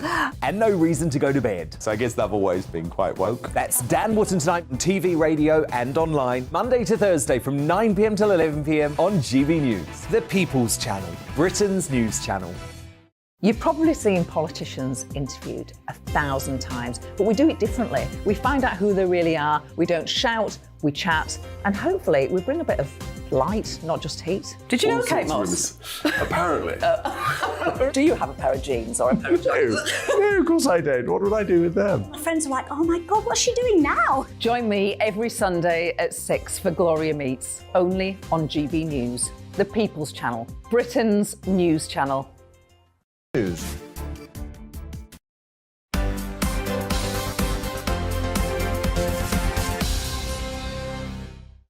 Welcome back to Saturday Morning with Esther and Phil. The time now is 11:23. Now, your your views are coming in thick and fast. John says, last year when Boris was forced to resign as Prime Minister, I said he would stand against Sadiq Khan for Mayor of London. I'm convinced more than ever now that's what he should do. Also, Boris likes to think his career follows that of Churchill, and Churchill came back. Yes, Terence says Angela Rayner just said Boris shouldn't have been in Parliament in the first place. Excuse me? The country voted for him at the last general election, says Terence. And Alma says, I'm sorry to see Boris leave. If it hadn't have been for COVID, he could really have been a great PM. Any leader having to deal with COVID would have been damned. His own party has been disgraceful in this witch hunt to oust him. So lots of different views coming in there. Now, earlier this week, we carried out an exclusive interview with Marks & Spencer's chairman. And if you're the sort of person who loves to read self-help books or books on how to get to the top of industry, well, you must watch this because we're going to save you reading hundreds of pages and you're going to get all that information in this short interview with Archie Norman. Finance director at Kingfisher, which owned Woolworths and B&Q at the age of 32, before becoming chief executive of Asda at 37, where you made your reputation, really. Did you always want to be a businessman, or did you ever fancy, your parents were doctors, did you ever fancy following them into the medical profession? No, you're right. So both my parents were doctors, and my grandfather and great-grandfather, they were all doctors. And we were sort of professional family. And I'm one of 5 brothers, and none of us went into medicine. So in my father's eyes, we were all failures. The answer to your question is, I didn't really want to be in business. I want to be in management. What I do and what I enjoy doing is reshaping organizations to make them great places to work and great places for their customers, and to give them a sort of sense of entity and well-being. When you took over Asda in 1991, it was on the verge of bankruptcy. How bad was the situation, and did you know how bad it was when you took over, or did you only find out after you took over? During my summer holidays, I got a call from a headhunter and a man, then celebrated headhunter, white-haired man, saying, would you come and look at this? I saw 2 or 3 of the non-execs, and they offered me the job, and I was thrilled to bits. Now, this was a UK, I mean, it had fallen out of the FTSE 100, but it was a top 100 company. One of our largest supermarkets employed then 80,000 people. And it wasn't until I got there that I realized the only reason I got the job was I'd been standing in a queue of 1. Like, they couldn't get anybody else. And met with the finance team. And I said, how long have we got on our debt facilities? And they said, we'll be in breach of all our covenants by October. This was in December. So I said, I rang my wife that evening, Vanessa, and I said, I know you were going to come up to see the estate agents, just hang on, because I could be back soon. And it really was. I mean, I think we hadn't acted, it could have gone under. Now, Yeah. you didn't become a doctor, your parents do, but I'm interested the way you're diagnosing these companies, as if you've got your own diagnostic tool for whether it's people, whether it's companies, whether it's finances. What is it? Every company and every organization is different. You know, to start off with a template, with a formula, doesn't work. You have to understand why the company has got to the position it is, why it's failing, what's the history, what led it to this, where's the heartbeat, you know, what sits beneath the brand that you can bring back to life. So you'll remember, Philip, because you were there at Asda, if you went into Leeds in 1991 and you went into a pub and you tapped on the bar, people would say Asda price. The underlying idea of what it should be was alive and well. And in a way, our job was to understand that and bring it back in a modern form. Because I've read various articles about you and people have described you as intense, introspective, populist, marketeer, maybe even a disruptor. The way you came in with the net book price, the way you brought in medicines into Asda, the way you revamped and brought in clothing. Which one of those do you think you are? I don't think it's about me. I think it's about what Asda is. You know, M&S is a different brand. But at Asda, we saw ourselves as the underdog. We were number 4. We were coming back from the dead. Tesco, Sainsbury's, then Safeway all thought we were finished. You know, and during my time, we went from number 4 to number 2. And we outperformed them all. And with that, overturning the convention, you know, breaking the rules was part of what we did, and breaking the rules for the customers. So then can I say disruptor there? This was rip off Britain, as it were. You were bringing the prices down. Are you a disruptor? Well, if it's the right thing to disrupt, we'll disrupt. And I think you have to be fearless and express the culture. Love that, fearless and express the culture. So we're still in the studio with Frank McKenna and Claire Fox. So what did you take from that bit of the interview, Frank? I think he's clearly a very analytical man. I know that Claire's said a couple of times now, rather disparagingly, oh, these technocrats. And Archie Norman, disruptor, but very careful and strategic and tactical in terms of the approach he took to turn a big beast around from the brink of bankruptcy. And I think when we talk about personalities and figures in public life or in business, you sometimes have people like me who are great at sort of throwing a message out there, but absolutely rubbish at doing the detail. And actually, I'm a good front person, but don't get me to run a business or a government. And I think that's where I fall out with people who have this blind spot about Boris to suggest, yeah, he's a great campaigner. Yes, he was able to convince many people that he would be able to get Brexit done. But he is absolutely rubbish at being a Prime Minister. No, he can't get away I from was going to Boris, say, can Bob, he? you're absolutely No, but there's the comparison, isn't it? I want to clarify something that's not about, but that actually relates to the interview and comes back on what you've just said.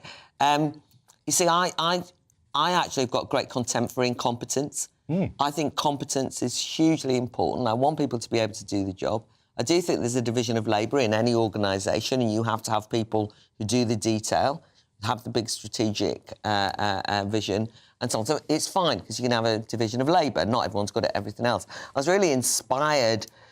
When I was listening to that interview, I kept thinking, this is the main thing about it is it's leadership.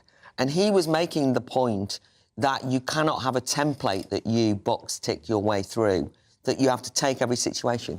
And my problem with technocrats is that politically, it's politics without the politics, and it's politics via box ticking and trying to put a template on it.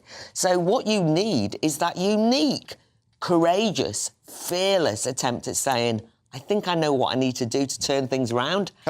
Can I just say, I think Archie talked about Asda price, and everybody knew Asda price. I knew it as well. And everybody knew. I was like almost doing it. The thing was, at the time, Asda had stopped advertising Asda price. Oh, if you look at adverts around the time for Asda, they were advertising that they were selling kumquats and all this kind of thing. And I'm not being funny, but most people who shopped at Asda weren't going for kumquats. They were going for low prices. And one of the things that Archie did was let's get back to what we're good at. And that's why I said this diagnosis skill, because a doctor does do it for the individual patient, and that's what he was doing. Anyway, coming up, we'll have the next part of our exclusive interview with M&S Chairman Archie Norman. But first, let's get the news headlines with Rory.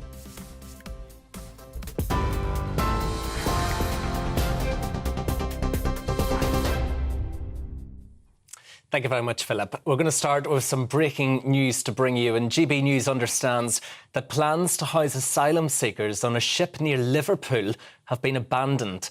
A government source has told us the vessel, which was due to house 500 men, will no longer be used following objections from Peel ports. Well, we will keep updated on that story throughout the morning and afternoon. Well, in other news, Boris Johnson has been accused of being a coward for resigning before the Partygate investigation is published. Labour says the former Prime Minister quit because he knew he was in the wrong. The Privileges Committee will meet on Monday to conclude its inquiry into whether he misled Parliament and has promised to publish its report promptly. Florida's governor has criticised the indictment of Donald Trump. Despite being his rival in the Republican presidential race, Ron DeSantis argues there are double standards in issuing charges. He claims nothing has been done about Hillary Clinton's email controversy during her time as Secretary of State. Trump has been charged with mishandling classified documents and keeping them in his house in Florida. The government has announced a £150 million fund to help Ukrainians find homes in the UK. The money will be given to councils to help families secure privately rented properties and employment. Thousands of people are living in temporary accommodation while waiting for a permanent home. More than 124,000 Ukrainians have arrived in the UK since Russia's invasion. Meanwhile, the White House says Russia received hundreds of drones from Iran that it's using against Ukraine. According to newly classified information, the drones were transported across the Caspian Sea and received by Russian forces. Washington is concerned about the growing military ties between both countries in recent months. Russia denies the claims, but Iran admits it did send drones to Moscow before the invasion. That's you up to date, but you can get more on all of those stories by visiting our website. That is gbnews.com. Now, though, back to Esther and Phil.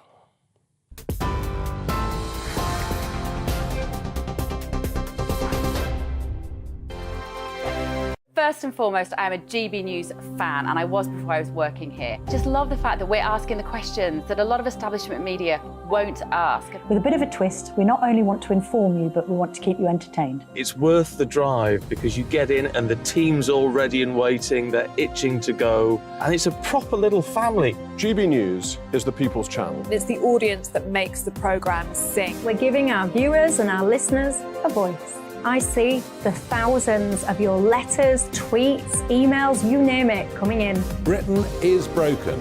How on earth did we get into this mess? But more importantly, how do we get out of it? The establishment had their chance. Now we're here to represent you. It's time for something different. It's time for GB News. I'm very patriotic. I believe in Britain. Our best days lie ahead. Britain's watching. Britain's watching. Join us here on GB News. The People's Channel. Britain's news channel. Join me, Patrick Christie's, Monday to Friday, 3 till 6. We tackle the day's news agenda like you've never seen before. It's high tempo, high octane, the most controversial topics, and the best guests. You will not be able to take your eyes and ears off it. I'm not afraid to ask the questions that you really want answered. 3 till 6 p.m, Monday to Friday on GB News, the People's Channel, Britain's news channel.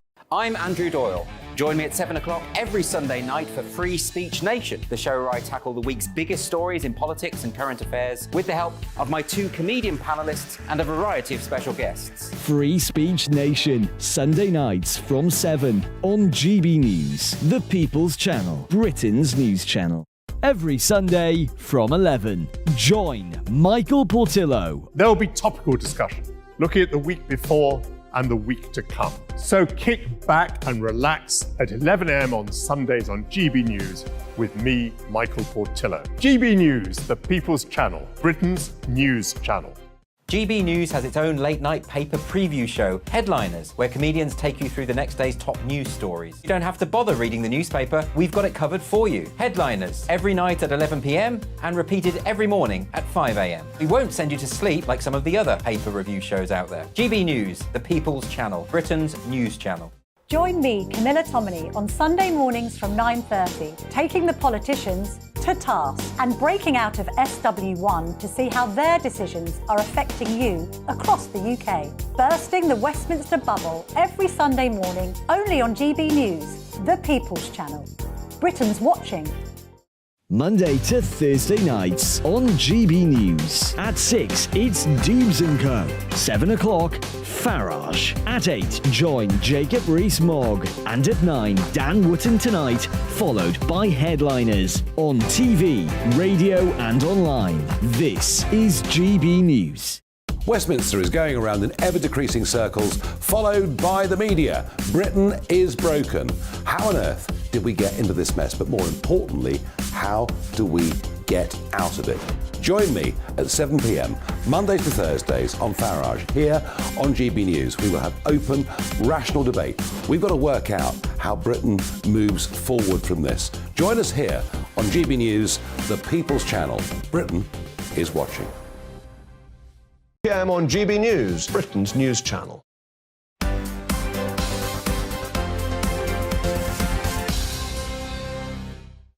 Welcome back to Saturday Morning with Esther and Phil. It's 11:37. More now from our exclusive interview with M&S chairman Archie Norman. In this section, we spoke to him about how he turned around Asda from the brink of bankruptcy to selling it to Walmart. And we started by asking him what makes a successful company. A successful company is one that expresses its personality, its way of thinks and its purpose on the outside. And those disruption things are ways of saying who you are to the world. And it's much more powerful than buying some expensive advertising campaign. And what I do notice, and you've got on now, is the badge, and it's got your name on. But on the Asda one, it said, "I'm happy to help." And Philip, who had one of those badges, so I know, well, what was that all about? Well, see, when I started, Philip will remember this, Asda was a deeply hierarchical place. And in my world, hierarchy is dead. Not in the sense you don't have decision makers, but we live in a workplace world where now people expect everyone is treated with equal respect, no matter who you were. So when we started, the management had a special badge, with the title on, Chief Executive, to make you feel important, to make other people feel unimportant. And our attitude, we want to flip all that. So we said, look, let's do away with these fancy different badges for different levels, and titles don't matter to it. Nobody cares what you're called, care what your name is. So let's just put the name in. We actually, Philip may not have approved this, but we went to first names only. So we just said Archie or Philip. it was, this was the era of New Labour and so on. But anyway, we had first names, because that's what, in the Arsenal workplace, that's what people do. They don't say Mr. Davis, they say Philip. So the badge should say that. And then Ebony had the same badge, and it was actually a nice little bit of plastic, I'm afraid, with a smiley face on, and happy to help. And happy to help was, expression of our culture. No jackets? No jacket required. Do you remember that? I do remember that. No jacket required was because if you're a store manager and you work in the shop, the store managers used to go around in their suits. Or if I would visit a shop, and wear your suit. You can't work in a suit. No, you can't stack the potatoes in a suit. So it was a way of saying, I'm more important, I don't have to do any work. So we said no jacket required. So you leave a jacket in the office and then you can work on the shop floor, because what people want to see is management working alongside the ordinary. A great thing we did, when I arrived, there was a company's car scheme. There was those days. So all the directors had these swanky great cars, mostly Jaguars as it happened. That was the thing. Now, of course, we parted company with the directors, but the Jaguars were still there because they were on a lease scheme. So my friend Julian Richer came up with the idea of saying, we'll give them away as a prize. So we ran a competition in the store. It's called VPI scheme. So you sponsored an item, and whoever across the country got the biggest uplift got the keys to a Jaguar for a month. You ended your time at Asda by, in effect, presiding over the sale to Walmart. If I remember rightly at the time, a merger was taking place between Asda and Kingfisher that shareholders were voting on, and then all of a sudden, in a flash, Walmart had bought Asda. So how did that happen? I'm not sure it was our finest hour. In truth, we felt that was the right outcome, and they paid a good price. It seemed at the time like a good price. I'm not sure it was the right thing to do, by the way, but Walmart were good owners. For the next decade, they were good owners, and for a long period of time, it was good for the company. I tell you, very honest answers there, clear thinking and straight to the point, isn't it? He did some brilliant things at Asda, I've got to say, in terms of new initiatives. Tell Archie scheme, getting the ideas from people on the shop floor rather than the managers who'd got us into the mess in the first place. And like you said, the thing about the VPI scheme, volume producing item, it stood for golden cone spaces, the only reserved parking spaces at the head office, which had been for directors, were reserved for people who'd been helped to store and got nominated by a store. Things like that. So he radically changed the culture. Brilliant.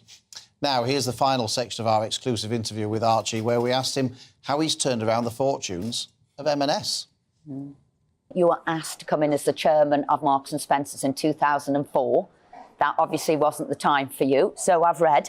But then in 2017, it was the time for you. Why? You're desperate for a job, I think, at the time.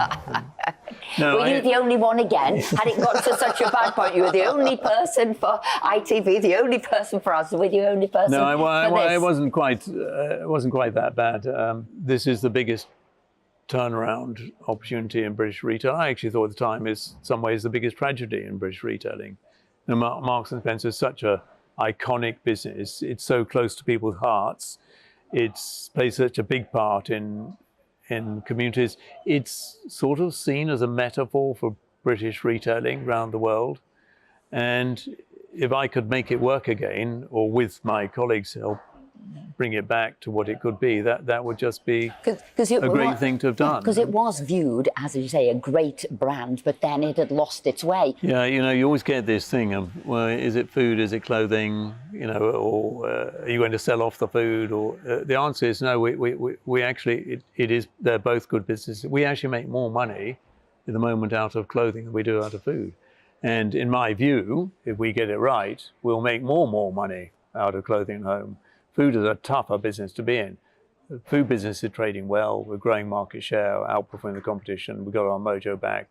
Got more to do on clothing and home, but it's beginning to perform. I read in the paper that M&S were selling one steak at a time on the shelves. They're having one steak on display at a time because of shoplifting, which seemed like a very un-Archie thing to do. Is that really true? Is that really happening in M&S?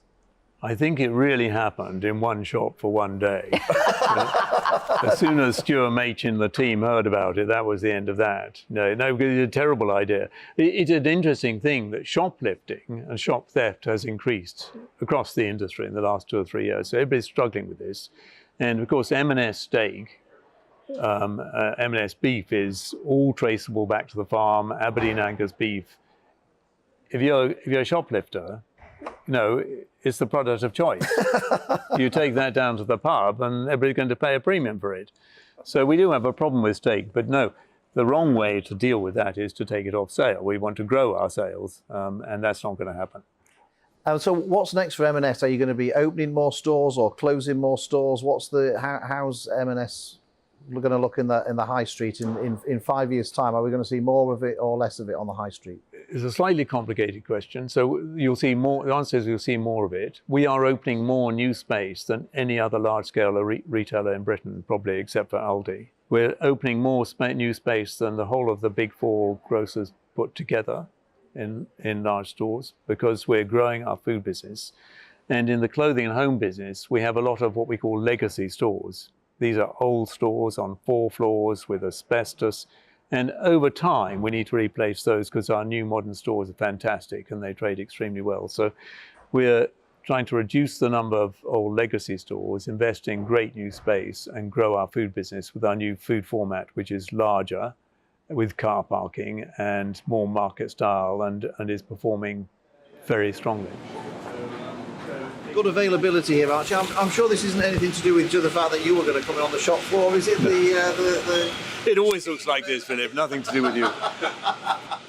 Most of ours are now just coming in, so the canned tomatoes with the warmth is just coming through. The nice thing about food is that I can try it all on, whereas with the women's wear, so we all eat the food, don't we?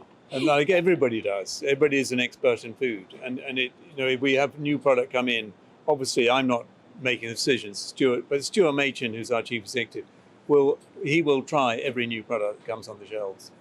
And he has strong views. How are we? Very good. I'm Archie, by the way. Nice to meet you, Chantal. Do you know who Archie is? He's the chairman of M&S. That's why I know so far. Absolutely. How did you know about him? I work upstairs in the coffee bar, so see you floating by every now and then. Yeah. Well, joining us now still in the studios, Frank McKenna and Claire Fox. I'm going to come to you, Claire, there. In his Asda interview, going back to 1991, he talked then about hierarchy being dead and everybody should have equal respect. So that's why I said to Chantal, how did you know who, this guy was? And she did. She knew it straight away. But how important is that the hierarchy is dead? What was he hooking into there? Well, I liked partly the idea that he goes in and says, there's people wandering around wearing suits saying I'm not doing any work, right? And great democracy instinct there to kind of get rid of the hierarchy. But on the other hand, as you'll know, in popular culture at the moment, the removal of hierarchy, for example, in schools and in many institutions, been absolutely disastrous, right? So despite the fact you haven't got the badge on, I think we might know that he was the boss, right? So I think you do have to have a sense of hierarchy, but without looking down on people. The other thing I noticed was when I was interested in his, put the first name on the badges. That all sounded very sensible, and he said have the personality of the brand of the company.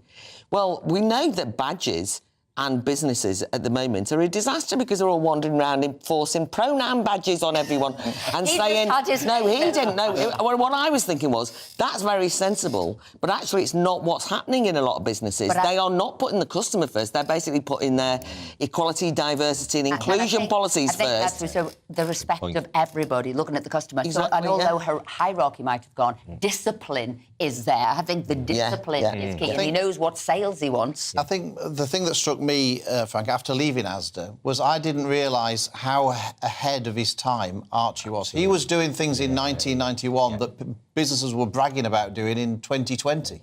That was what struck me, Philip, the fact that he was implementing an awful lot of things that we now, as modern business owners, have been getting told for 5-6 years. Culture within a business has become crucially important, whereas in the 90s, I don't think it was talked about very often. And just to the point that Claire made, or I think it may have been Esther, in terms of knowing your customer base, if anybody's interested in marketing businesses, how to get it wrong, look at what Bud Light just done. Just in exactly. terms of its branding, trying to play into a particular community. And what struck me also about Archie was his authenticity. He really did care about the customer, and so the decisions he took was customer-driven rather than this is about me. Frank McKenna, Claire Fox, thank you very much indeed. And at the start of the interview, and it's just a yes-no answer, when I said, if you're the sort of person who likes to read books on how to get to the top of industry, watch this rather than read 1,000 pages. Was I right? Absolutely. Yeah. Absolutely. Compulsory viewing. Yes, we hope you all enjoyed it at home too. Well, this week's going to be a slightly different week, to be fair. It has been Yeah, from start to finish, hasn't it? But this bit with our showbiz reporter, Hayley Palmer, because she's in Hollywood. So let's check in with Hayley for the latest from Tinseltown. Hello, Esther, Phil and Aidan. I hope you're not missing me too much. Yes, I am in Hollywood, the land of showbiz, and I've tried to get as much scoop while I've been over here this week, just for the GB News viewers. So I found out that Rod Stewart is apparently selling his Beverly Hills mansion. He's had enough of LA, not sure why that is, but he's moving back to the UK to be with his wife, Penny Lancaster, and their sons. And apparently he's been commuting for the last 5 years, and he's had enough. Also, I have found out that, a bit of romance for you, Shakira is apparently dating Lewis Hamilton. Apparently it's very early days, a source said, but I'll keep you posted on that one. Also found a gorgeous skincare range. Apparently it's a game changer, so we'll go with that. It's by Lady Gaga, and they've been selling it over in the US, and they're bringing it to the UK, so keep your eyes peeled for that. And also, Johnny Depp apparently is not returning to his role in Pirates of the Caribbean as Captain Jack Sparrow. Apparently he says he is not going back after the court case, but it was his birthday yesterday and he was 60 years old. Happy birthday, Johnny Depp. Guys, I can't wait to see you next week. Fantastic. That was great there, wasn't it? In the foothills of Hollywood. So did you Might not want to come home. Well, maybe we'll do the show from there and she can be here. But did you know that Lewis Hamilton was dating Shakira? All hush-hush at the moment, but you being a sportsman that you are, Aidan McGee? I didn't know anything about it until about 15 seconds ago. My reaction is, well, she was married to Gerard Piqué, wasn't she? The Barcelona defender for about 15 years. She likes a sportsman. We all like our sportsmen as well, so tell us what's happening. Why you love me so much. It is, isn't He did it? a dirty on her, I think, so she's entitled to go out and find somebody else. Oh, so come on, the big football games, the big game of the day. Manchester City chasing immortality this evening, something that not even great clubs like Liverpool have achieved, or Bradford City. They've already won the Premier League. They've already won the FA Cup. That was last Saturday against Manchester United at Wembley, as we know. Tonight they face Inter Milan in Istanbul, the Ataturk Stadium, 8 o'clock. And Pep Guardiola's been talking about this obsession with winning the Champions League. And so he views it as a positive thing. But 2 years ago, they had a big chance against Chelsea. They missed it. They've been in semi-finals as well. The big money's been at Man City since 2008. They've underperformed in Europe. They won't get a better chance to seal the deal with the treble than this evening. And Inter Milan, I wouldn't rule them out. They've got a decent back line. They've got a very strong manager who's going to be around for some time, some time to come. I would say about a decade. I hope he'll be around, I would think. Simone Inzaghi. They've got Romelu Lukaku, who's known to a British audience, Henrik Mkhitaryan, Edin Dzeko, Premier League winner with Manchester City. But I don't know, there's just some people are talking about 3 and 4-0 wins. I was going to say, everyone's treating this that Man City just have to turn up and pick up the trophy. Are you suggesting earlier, when you said they had a great chance against Chelsea and blew it, they've lost semi-finals, are you suggesting that there is a possibility that they could bottle this? I don't think bottle necessarily. I mean, I don't think the players were the problem 2 years ago. He changed his formation. He left out Fernandinho for some bizarre reason. If only they had Aidan McGee as the manager and not Pep Guardiola, eh? They'd have had... Are you available, Aidan? Are you available? I've been asked by GB News to run the team. I'm still considering my position, all right? So, but no, he messed up the tactics. He said he overthought it that day. I don't think he'll do that this time. But the problem is mentally, if you're a coach and your players are fancied to win and they're the odds-on favourites, then, you know, you've really got to stop that seeping through to the players, because they might get into the mindset of all you have to do is turn up. He's going to watch it at the cinema. I'm going to watch it at the cinema, yeah. I think that's a great Yeah, reclining seat. So you obviously didn't get tickets to the main game, but No. you can. No, but that's great. Anybody then can go to the cinema. Yeah, yeah. And where does the money go? Is this to the cinema or? I imagine they must buy the rights somehow, but it's in UEFA's interest for as many people as possible to see it. It's a different experience. I mean, I feel a bit daft probably, given on one of the hottest day of the year. I'm going to be in a darkened room with no phone signal. Probably got air conditioning. You're going to be Possibly. fine. Can you give us a quick lowdown on the tennis? Yeah. This is really interesting, Esther, because Novak Djokovic was in action yesterday. He won in 4 sets against Carlos Alcaraz, the world number 1. Now, it was poised at 1-1 in sets. Alcaraz then got cramp from his waist downwards, and it affected his mobility, his movement, and Djokovic won 6-1, 6-1 the final 2 sets. He said that it was the tension that caused the cramp, the tension, the pressure of playing against one of the greatest players ever, and I've never heard that before in top-level sport. And he's in the final tomorrow against Casper Ruud. Aidan McGee, thank you Good to see very you. much indeed. What a day we've had today, what with Boris's resignation, that great Archie Norman interview. Well, that's all we've got time for today, but we'll be back at 10 a.m. next Friday. Up next, though, with GB News Saturday with Martin Daubney. Hello there, I'm Jonathan Vaughtry here with your latest GB News weather forecast provided by the Met Office. After a very dry few weeks, some of us are starting to see a few changes afoot, all due to this area of low pressure that's moving its way in from the southwest. It is bringing up some quite mild and humid air, but also this occluded front that's been pushing into southwest England first thing this morning, providing some showery outbreaks of rain. A lot of sunshine to start off Saturday elsewhere, but particularly across parts of Wales into central areas of England, that sunshine is going to be strong enough to develop some very heavy and potentially thundery showers come this afternoon. There will be rather hit and